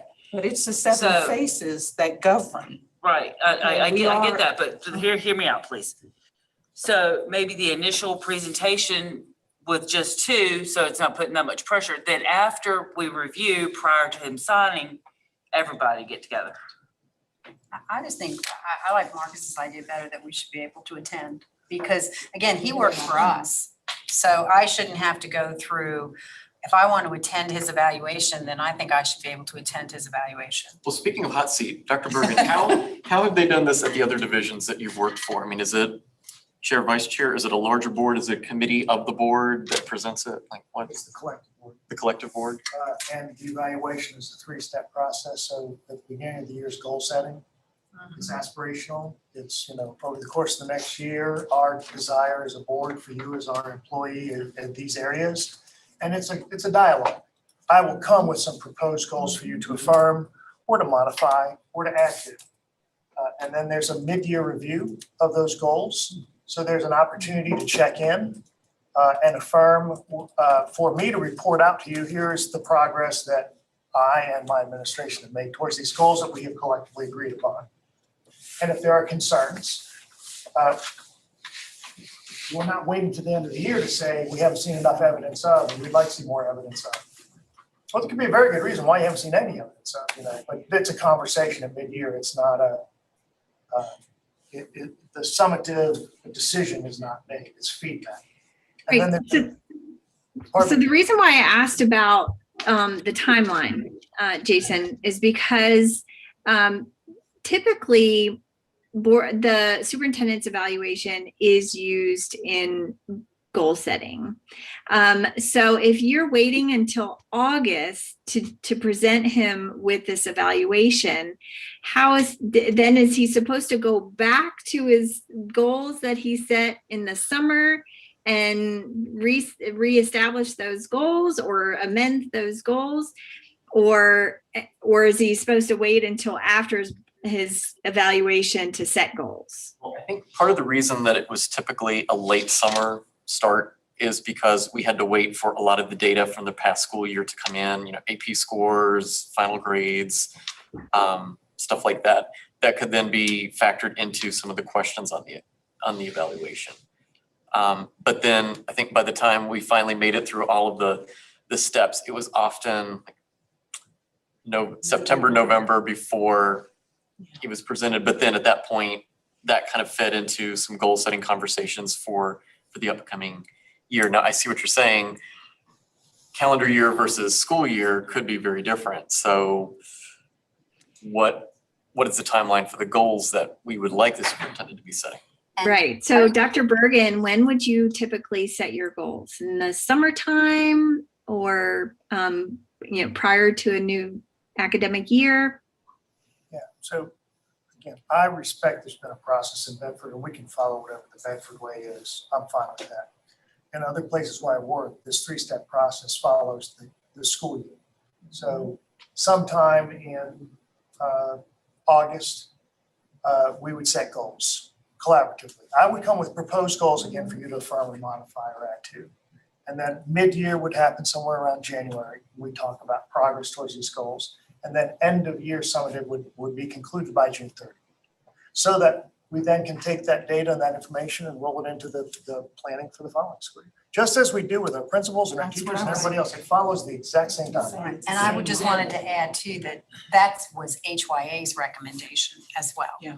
The reason that it was late in the summer was because the scale is weighted. And the student achievement part of it is weighted much more heavily than the other parts. So in order to get an assessment of that, we need to wait till test scores came in. Of course, that's right. But I don't really quite understand that because with Pearson, test scores are there. They're there automatically, like that child takes the test and it's there in 5 minutes maybe. Now, are you gonna have students who, have to take summer classes and then that might be a thing, but you, not nearly the majority of anything. So SOL scores are immediate. I mean, when you have an SOL test, by the end of that day, every score has come They're in. not finalized. Yeah. and- Yeah, We usually waited and it was because of the announcement of accreditation is where it came from, the official announcement of accreditation. Right, but you not what we can, were- you would, I have not I see seen, what you're saying. yeah, I have not, in my experience, and that's just my little world, I've not seen scores change. Once you got them in, May, they, the change, if there is any, is so minimal, like it's below 1% of them that Perhaps change. it's also a function of what data we're looking at to assess student achievement. Is it just SOLs? Are we also looking at AP scores or accreditation? Or maybe we choose Graduation some rates. graduation rates, exactly, some that maybe come in earlier versus So- later. Yeah. Are we trying to decide how we're gonna do the evaluation or the fact that we're doing an annual? Well, I think that it's important to establish some Timeline. sort of timeline and expectation to have a completed evaluation done prior to goal setting, perhaps. You're required to evaluate the superintendent. He's your responsibility. And but you might need to let go of some of these things that are holding you back from completing that task in a timely manner and use other things. So this is an ongoing, you're evaluating him for the whole year, not just based on one thing. So if test scores don't come in until August or something like that, then perhaps you use other things that do come in a timely manner. And because superintendent evaluation takes some time. It really does.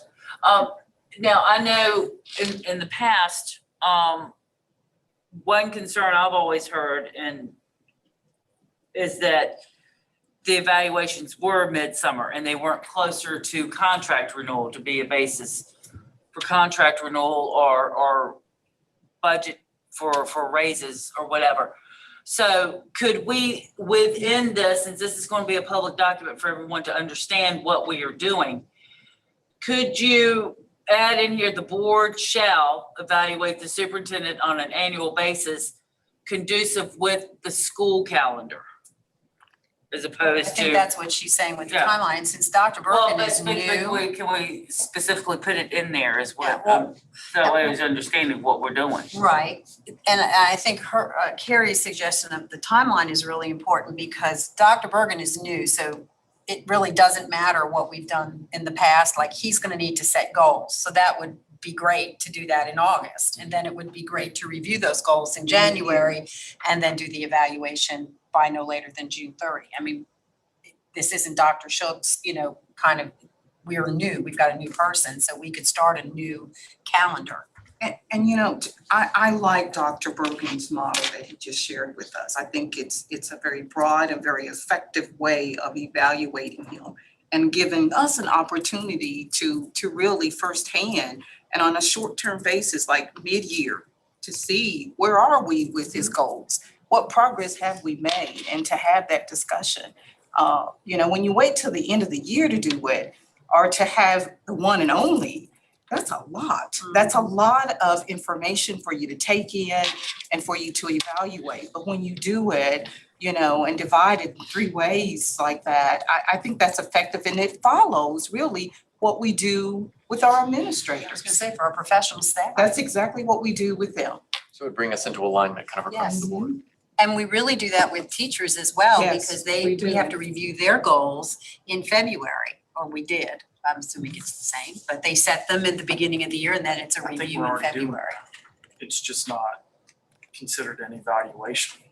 Superintendent has certainly brought to the board their goals, and they've been presented, we've talked about them, we've give feedback.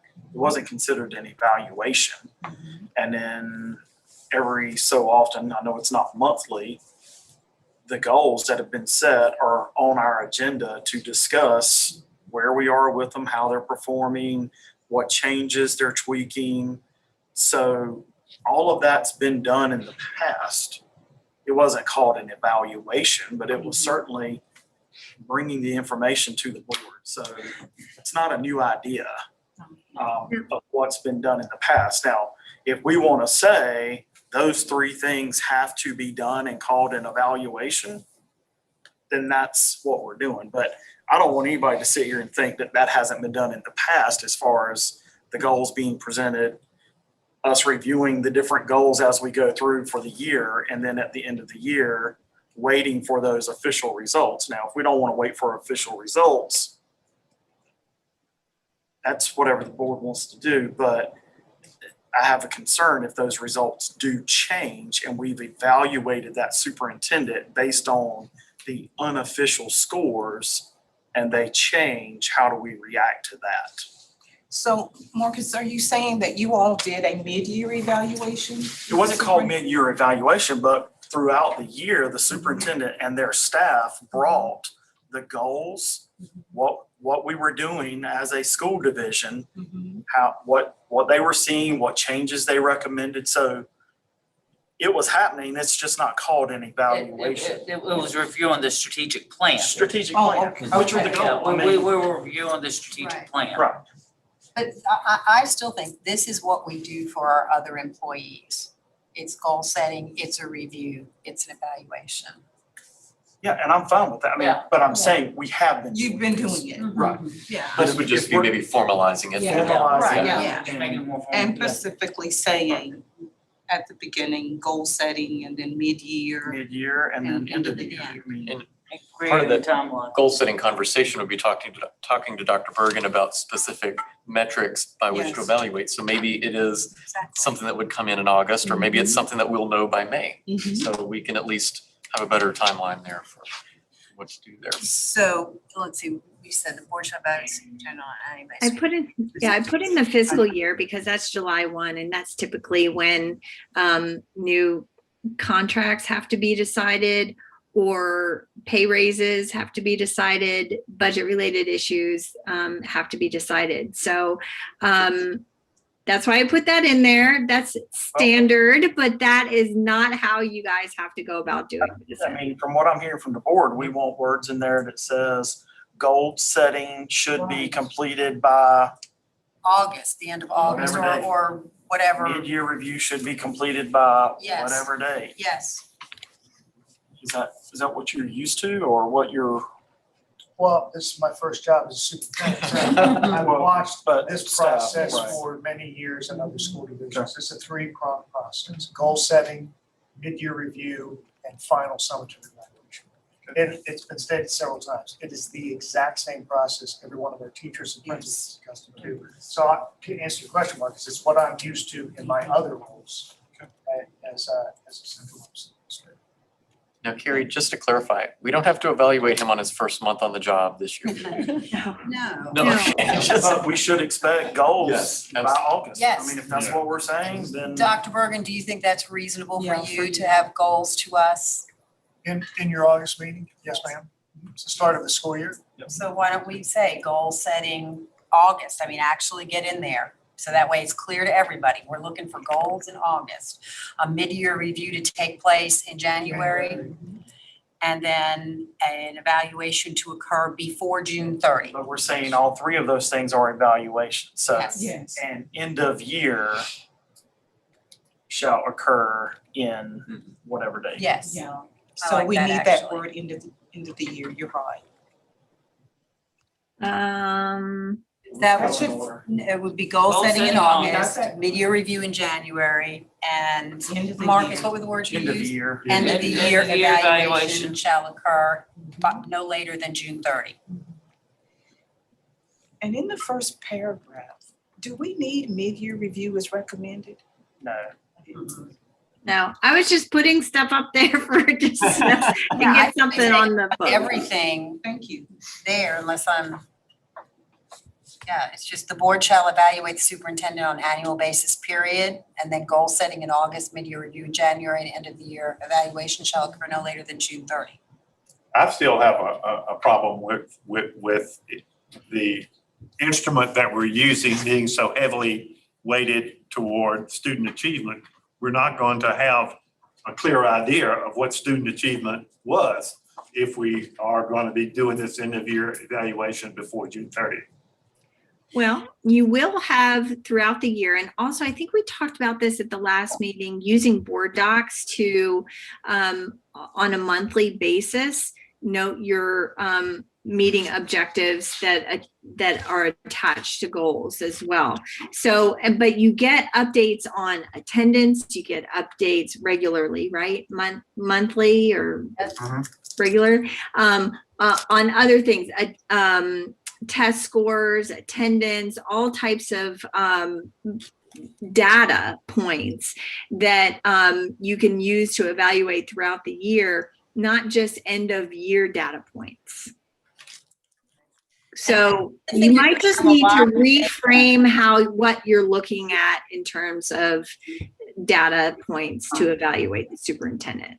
Well, perhaps we should look at the instrument and not weight it so heavily with student achievement. Yes, you can do that as well. So the instrument, and I had a hard time as a school board member with the instrument that was being used because it didn't make much sense. I mean, it was just a cookie cutter evaluation, superintendent evaluation. And it wasn't necessarily relevant to the actual school division and what we were doing. So you can customize your evaluation tool to be whatever you want it, however you want it to be.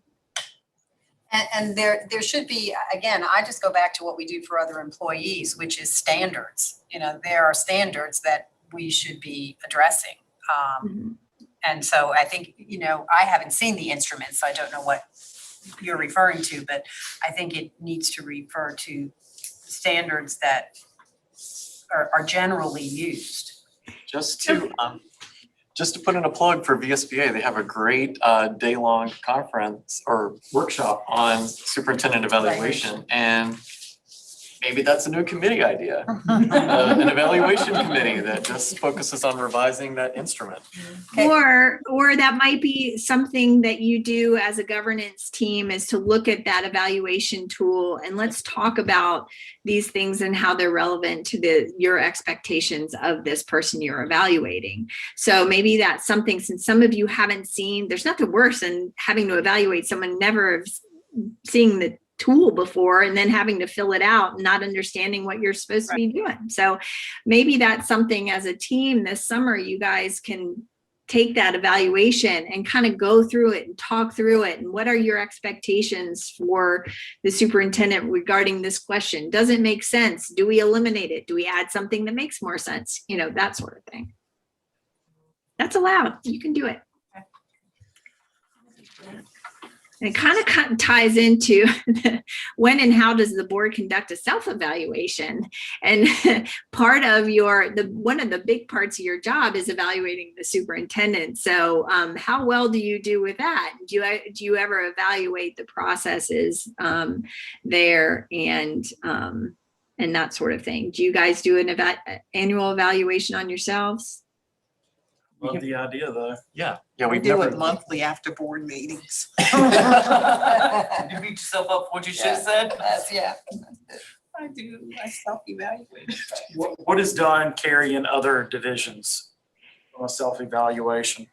I would say this is probably the least checked box there is.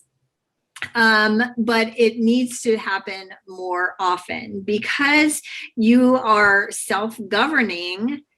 Then it is most important to self-evaluate. And so, but developing a tool, like you need to talk through, it's a process to talk through what do we want to evaluate ourselves on, knowing your roles and responsibilities, how have we done throughout this year on policy update and review. That's our job, is to maintain these policies, right? How have we done as a board on that? If we haven't done any policy updates and reviews, then, sort of thing.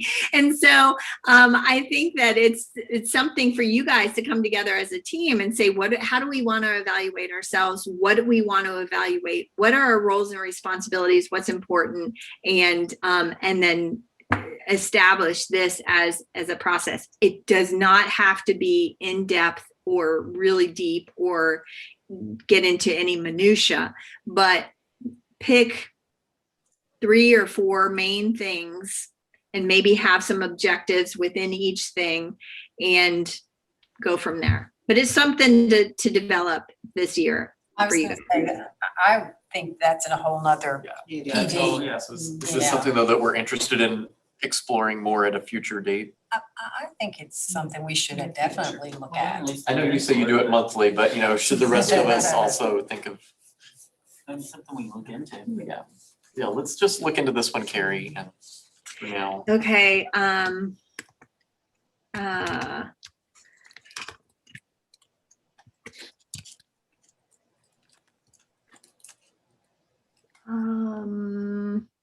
What do you want to say anything like work towards establishing an evaluation tool? Will evaluate. School board will evaluate creating a self-evaluation. So this year, right now, we want to work on we will create a. I don't think we're. We're not in agreement that we're gonna create it yet. I think Dr. Hicks had a good point. We'll consider adopting a self-evaluation.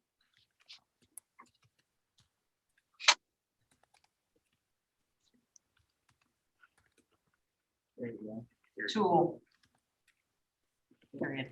I actually like the word adopting instead of creating. We have to create it We have first. to create it before we adopt it.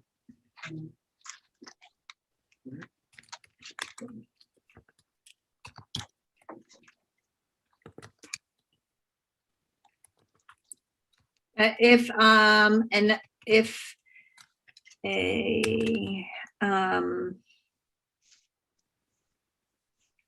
Can we just leave it as it is? Yeah. Yeah, you that's. can, that leaves it open. So once you agree upon a tool, if you agree upon a tool, then whether it's something that another school division has already created or you create on your own, then you can change the language here to say that the school board will conduct a self-evaluation annually. So you just have to change this once you decide. Yes. Okay. Some of our neighboring school divisions to see if they already do something like this, and if so, if they could share what they use. Good idea. Yeah, and contact Samantha too at VSBA and ask if they have on file other school divisions board evaluation tools or something. Okay, I'll do some research and I'll get back with everybody. Thank you. Yeah. When and how the board monitors, updates school board strategic plan. That's ongoing. So do you have any set process for that? I mean, is there, like, during your summer retreat, do you look at the strategic plan and say we need to update this, shift that, or anything like that? Or who does the strategic plan? In the past, the superintendent has assigned the directors who champion different sections of the strategic plan to school board meetings to update the school board regarding progress that has been made toward those goals, goals that have been achieved, and goals that would be added to that. Now, I don't know how Dr. Bergen wants to look at that. There's usually always like one a month on this. Usually there's one month. Yeah, so And what is some, I happening- think some terms are being used synonymously perhaps here. So board goals are typically annual goals. So school division goals like that Dr. Bergen might develop and set are, broad overarching umbrella goals that you work with him on. Like there might be 3 or 4, and then all the objectives and action items fall underneath that. They might be, you might have elementary, middle school, high school objectives or whatever. All that, is Dr. Bergen. You guys might help with the big overarching goals. Those happen on an annual basis. They might be the same from year to year, but they should still be evaluated on an annual basis. A strategic plan is a more long-term tool. So they're not one and the same necessarily. They might have similarities and they might have commonalities, but they're not necessarily the same. And then there's also a capital improvement plan, which is part of the strategic plan, but it involves physical space and capital improvements. Right, but the goals are built around how Dr. Bergen will get to the strategic plan set by the board. So both can change at any given time from a strategic plan perspective and the goals that are set in place to get us there. Mm-hmm. So- Right. So does a major review of the strategic plan happen annually with regular updates and adjustments as needed? As a whole document, no. No. From what my experience, it's been that strategic plan. There's pieces of it brought to the board on a monthly basis, and we reviewed that particular piece of the strategic plan. And if there's any recommendations around the goals that are set. So there could be 2 discussions. One, the strategic plan itself, and are there any recommended tweaks to it? And then second, the goals that have been set to help us reach that, if there were recommendations on resetting those goals or adding to them, if the board were to tweak that particular strategic plan. So to say we go and review that entire document at once, I don't. The document's like No, 50 it's pages 40 long. pages. yeah. Exactly. I mean, so that's not something we've done. May I ask a question too? Dr. Bergen, you've seen our strategic plan. So what is your just overall thought or do you plan to maybe change the format of that or approach it from a slightly different or maybe totally different aspect? What is your thought?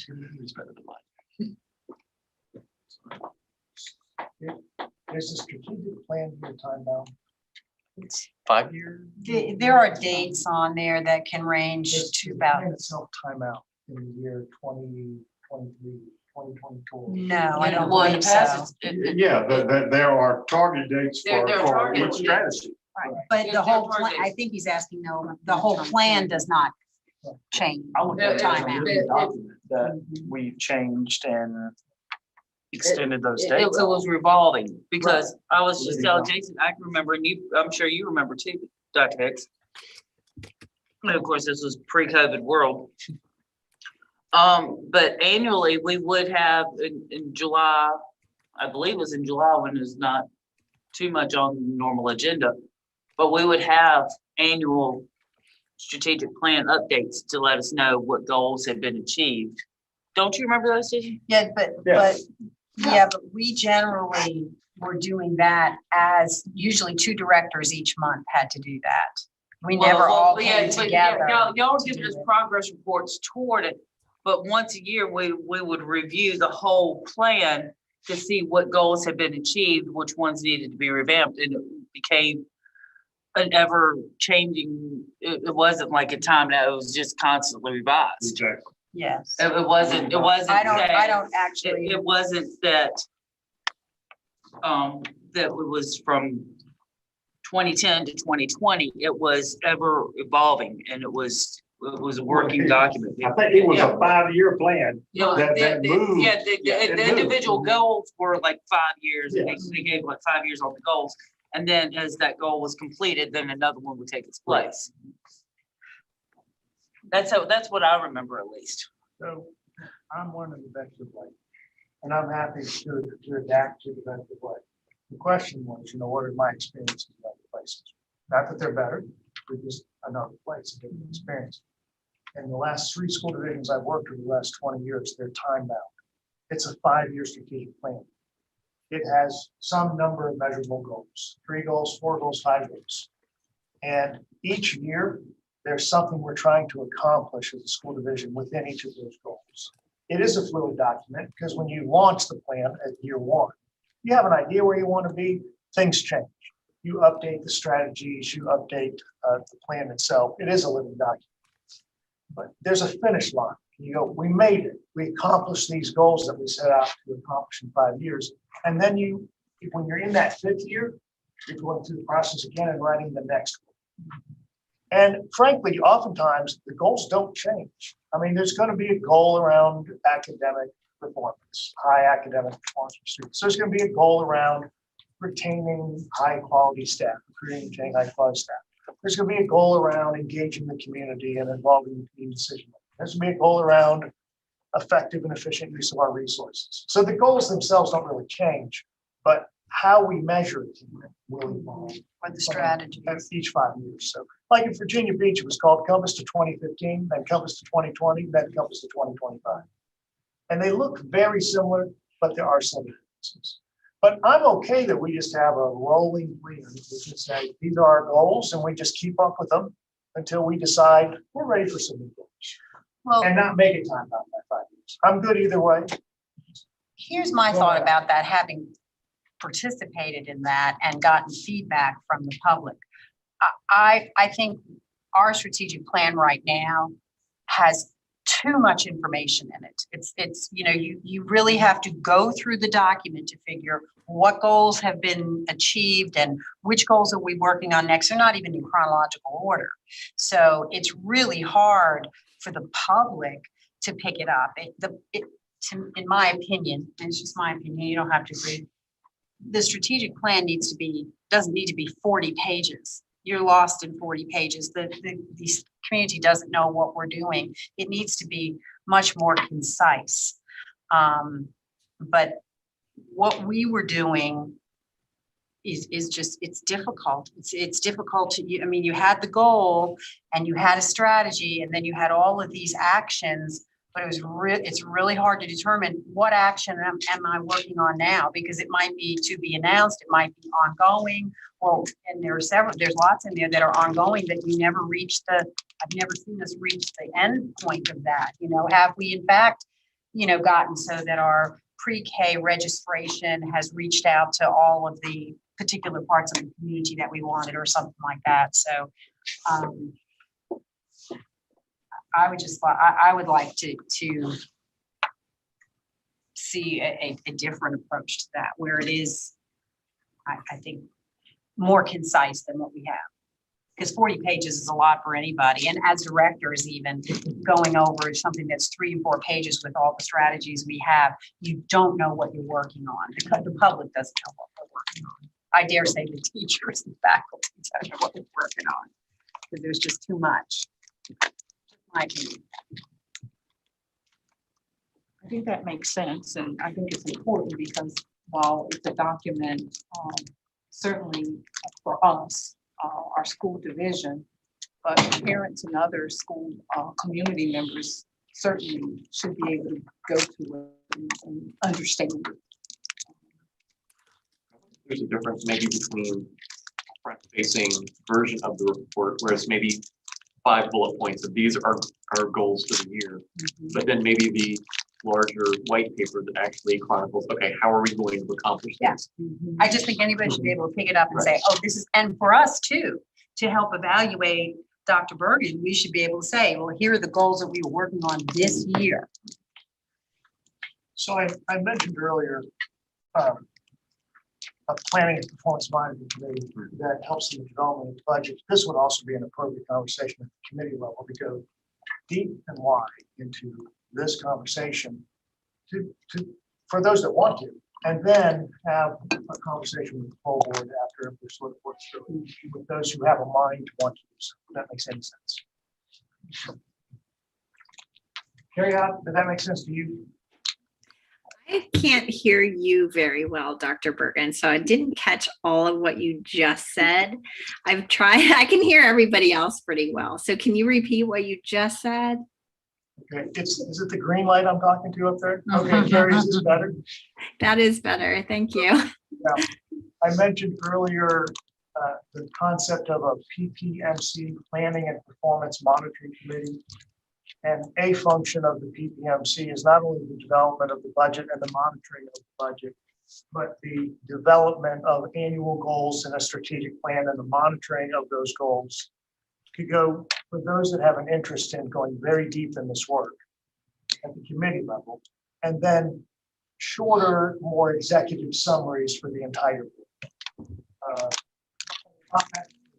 I mean, that's up to you. I mean, you're the instructional leader, the division leader. That's up to you. I would say that if I would caution you against now, again, board members are big picture, and board members should not get caught up in the minutia of the day-to-day operation of the school division. And I think that if you're giving the strategic plan over to the school board members to monitor and update and get into the nitty-gritty of it, I think you're asking them to get into the weeds. So I would caution you against that. But it's your decision.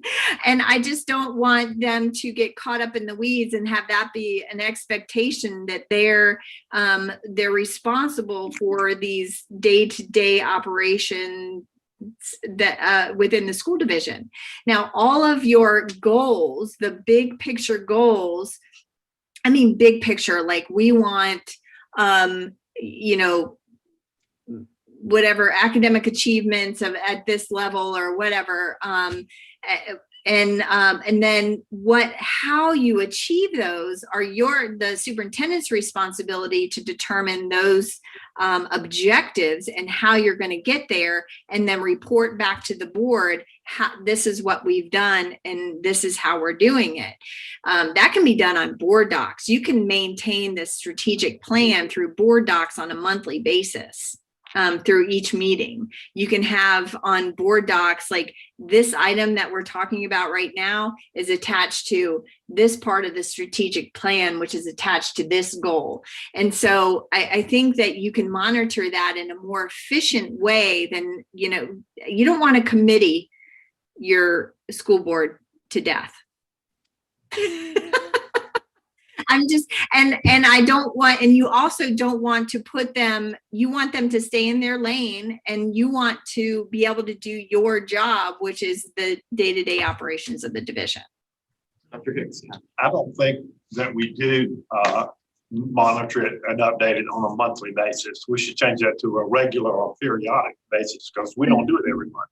That's fine. I was just putting words up there just to get started on something. Any of these are just my words as I was listening to you guys. So whatever you want on here, and this is the question again, or the statement is when and how the board monitors and updates the school board's strategic plan. So the school, it's really the school division's strategic plan. If that helps you capture, it's a school divisions. It's not necessarily just for the school board to read strategic plan. It's the school division's strategic plan. So the board monitors and updates the division's strategic plan on a regular basis. Regular or periodic either. But the board's not updating it, is it? Right. That's where I'm Yeah. confused. That's true. Monitors, what about just the, We don't or update, the board is updated? updated. But it is updated on the progress of the strategic plan. Good word. That's it.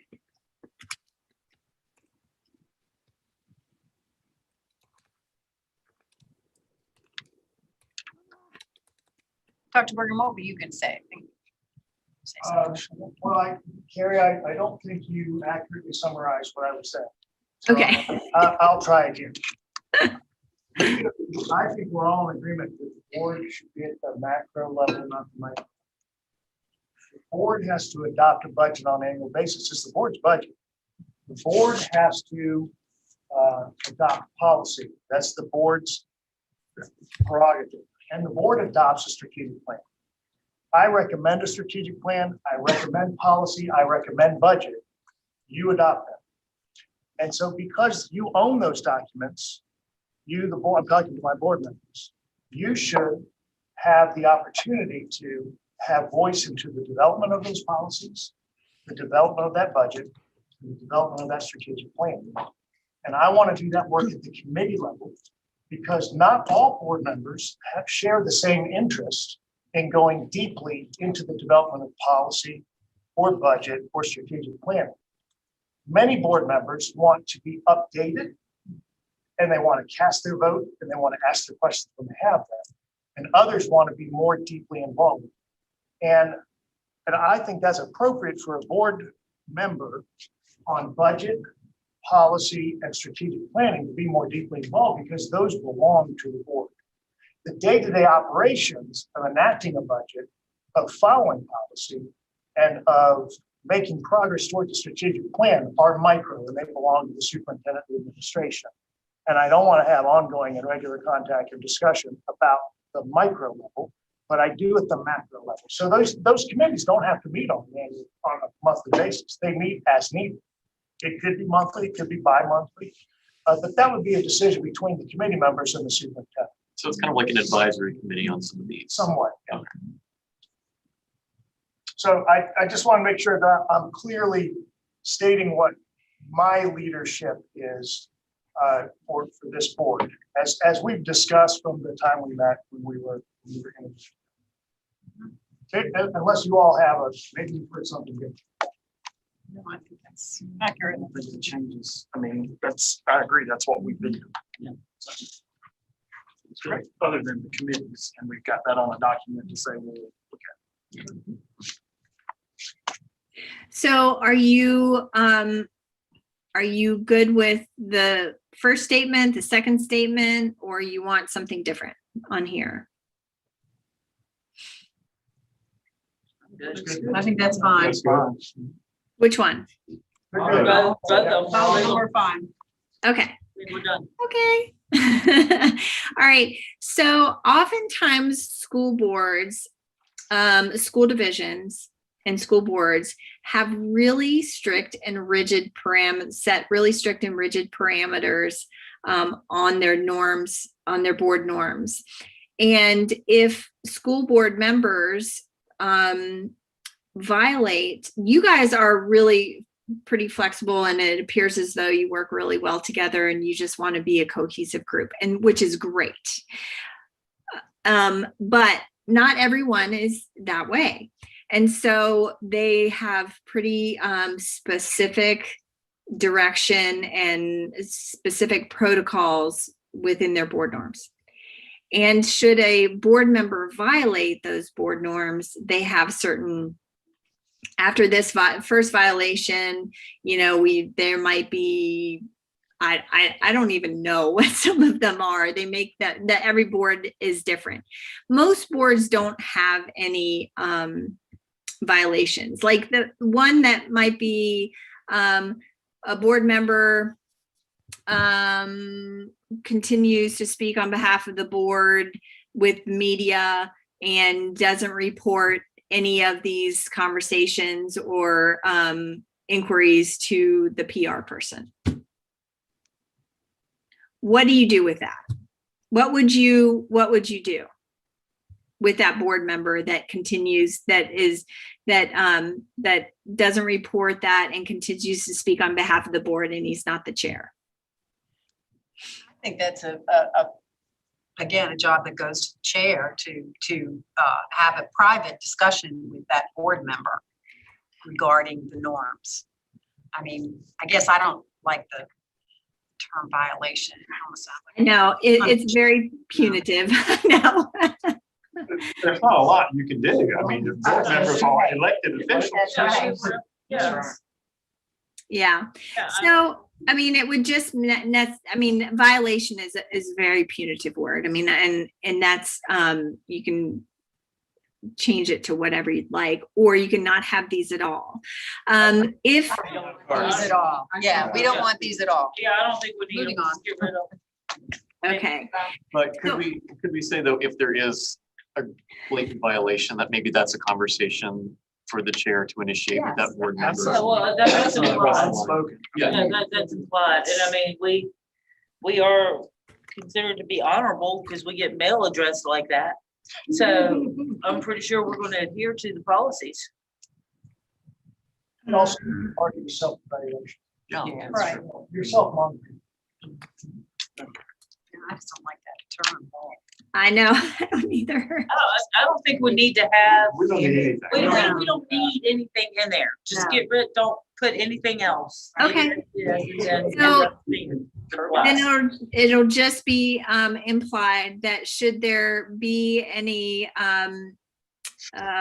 diversion from the plan, the chair will, or the board, you're self-governing, so the board will take it upon themselves to self-govern. Chair will speak to the person privately. Take their car after the meeting. All right. Was there anything in your, just how you go about doing business that wasn't addressed here that you'd like to have put in print? Not at this time. I think that was a very comprehensive document. Okay. Just asking, you know, if something comes up, feel free to add stuff. And I would, you know, publicly approve this at your next board meeting and just say, this is how we're going to go about doing business. We've established these board norms and protocols, and this is how we intend to conduct ourselves as board members on these particular subjects. So Is this something that we would need as an info item for next month and then maybe a July vote? Or since we've had a role in writing it now, could we just proceed to action in June? Yeah, you can proceed to action, and you can just, you know, inform the public that you did this professional development norms and protocols because we want to be open and transparent, and we want to serve our community in the best possible way and good stewards of our school division. And we set these norms and protocols. You can post them on board docs for everyone to see, and then you can go ahead and vote on them to approve them. Okay, then should we ask Diana to go ahead and add it to the agenda Yes. for Yes. next week? Carrie, can you email that document to me? Do you have my email address, don't you? I emailed you the link for tonight, so you Yeah. should have, yeah. Yes, You don't yes, mind absolutely. emailing that document. Thank you. Yeah, I am going to, so what I'll do is I'll email it to you, to Jason, and I'll also copy Sam Bosserman at VSBA as well.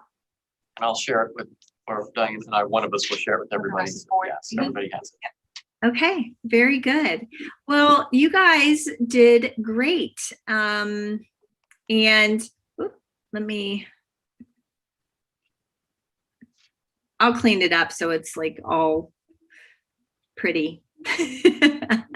One last review of, so now that we've gone through the whole process, we worked on the first part of it last time, and we agreed to employ the following norms in all our interactions. We will hear each other's opinions, but ultimately act as one. We will speak candidly and courteously to each other and listen to dissenting or different viewpoints with an open mind. We will help each other to depersonalize disagreements. Once we reach a decision or compromise as a board, we will each accept the will of the board. The chair or designee will speak as the official voice of the board. A single board member will not represent the board without the consent of the board, and board members making personal statements in any format, including speeches, articles, social media posts, etc., should clearly state that these statements are their opinion and not the position of the board. We will be mindful of the different roles and responsibilities throughout the school system and maintain a focus on policy and governance. We will be aware of the different roles that we play as individuals, board member, citizen, parent, etc. We will be focused on our work as a board and not interfere with the day-to-day operations of the school system, which is the responsibility of the superintendent. And we will maintain open communication with each other, the administration, and the community at large. Information shared by the administration with one board member shall be shared with all board members. Is that still all accurate and fair? Yes. Okay, very good. All right, well, our work here is done, ladies and gentlemen, and I appreciate you all. Thank you for your service to the school division, to the state or the Commonwealth, and I think we're good here. Thank you. Thank Thank you. you. Yeah, and what my dog said, I'm done. I just barked at me. All right. Carrie, perfect before timing. you go to feed your dog, thank you for Yeah. your time and your sharing your expertise and wisdom with us and walking us through this process and helping our county establish their first ever agreement like this. So Absolutely. forward to- It was my pleasure. And if you guys want to do any other, board development stuff, please just let us know. I'm happy to help. And I want to come get your snacks. I want to come have snacks with you. So maybe next time. Next time, you're always welcome. All right, great. Thanks, Awesome. thanks, Carrie. Absolutely. I'll email this over as soon as I jump off here. Sounds great. All Thanks. right. Thanks. Take care, guys. Bye. Bye. All right. Good work, team. Everybody. So now, do we have a motion to go into closed session? Mr. Chairman, I make a motion that we go into closed session pursuant to the Code of Virginia, Section 2.2, 3711A1, to discuss the assignment, appointment, performance, discipline, and release of contract for specific school and board employees. So we have a motion by Ms. Kirby to go into closed session. Do we have a second? Second. Discussion. I'll call for vote. All those in favor, please say aye. Aye. Closed session, please remember. Exit Zoom if you have not already.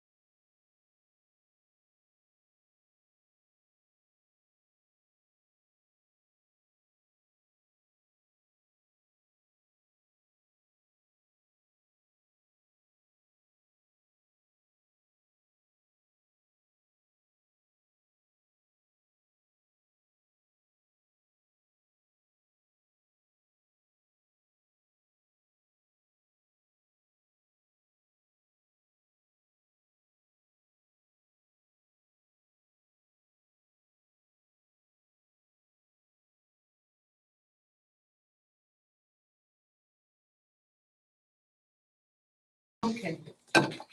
There you are, Georgia. and Yeah, Susan. 87. Mark, you just have to follow on if you can get back into Zoom. Come on.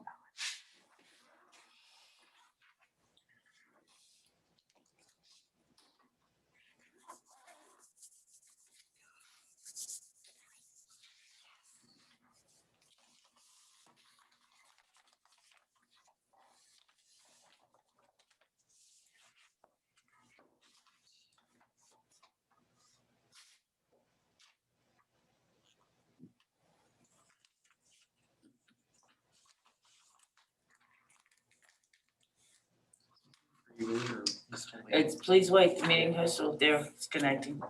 Barry, can you start my video? It's been disabled. Dr. Hicks, are you back on? Hmm? Are you back on or are you waiting? Thank you. You've gotta go back into Zoom. I've got to do what? You gotta go back to the Zoom Zoom meeting. meeting, so click on your email. Your email and get it. Okay. Zoom that Diane sent us. All right. Do we have to Let's do the video. Probably should. How long do you think? Just click the camera.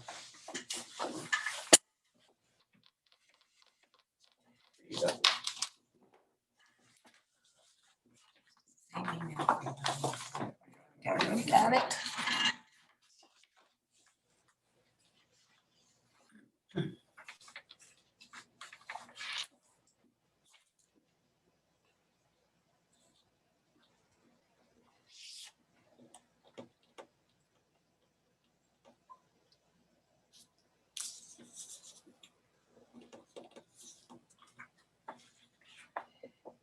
All right, there's Dr. Hicks. All right, do we have a motion to come out of closed session? Mr. Chairman, I make a motion that we come out of closed session. We have a motion from Dr. Mealy to come out of closed session. Do we have a second? Second. Whoa, first time I think we've ever had 3 seconds. I think I heard Mr. Hill first. All right. Any discussion on that? If not, I'll call for a vote. All those in favor, please say aye. Aye. Any opposed? We are now out of closed session. We have no action from tonight's closed session. We'll proceed to certification. Ms. Johnson. Whereas the Bedford County School Board has convened a closed meeting on this date pursuant to an affirmative recorded vote and in accordance with the provisions of the Virginia Freedom of Information Act, and where Section 2.2-3712D of the Code of Virginia requires a certification by this school board that such closed meeting was conducted in conformity with Virginia law. Now therefore be it resolved that the Bedford County School Board hereby certifies that, to the best of each member's knowledge, only public business matters lawfully exempted from open meeting requirements by Virginia law were discussed in the closed meeting to which the certification applies, and only such public business matters as were identified in the motion convening the closed meeting were heard, discussed, or considered. Yes. Yes. Yes. Yes. Yes. Yes. Thank you. You're welcome. Apologize for reading that incorrectly earlier. Yep. No action tonight. So do we have a motion to adjourn? So moved. Great. Heard that motion from Mr. Hill right out of the gate. Do we have a second? Second. Second by Ms. Hairston. Presume there is no discussion on adjourning. Call for vote. All those in favor, please say aye. Aye. Any opposed?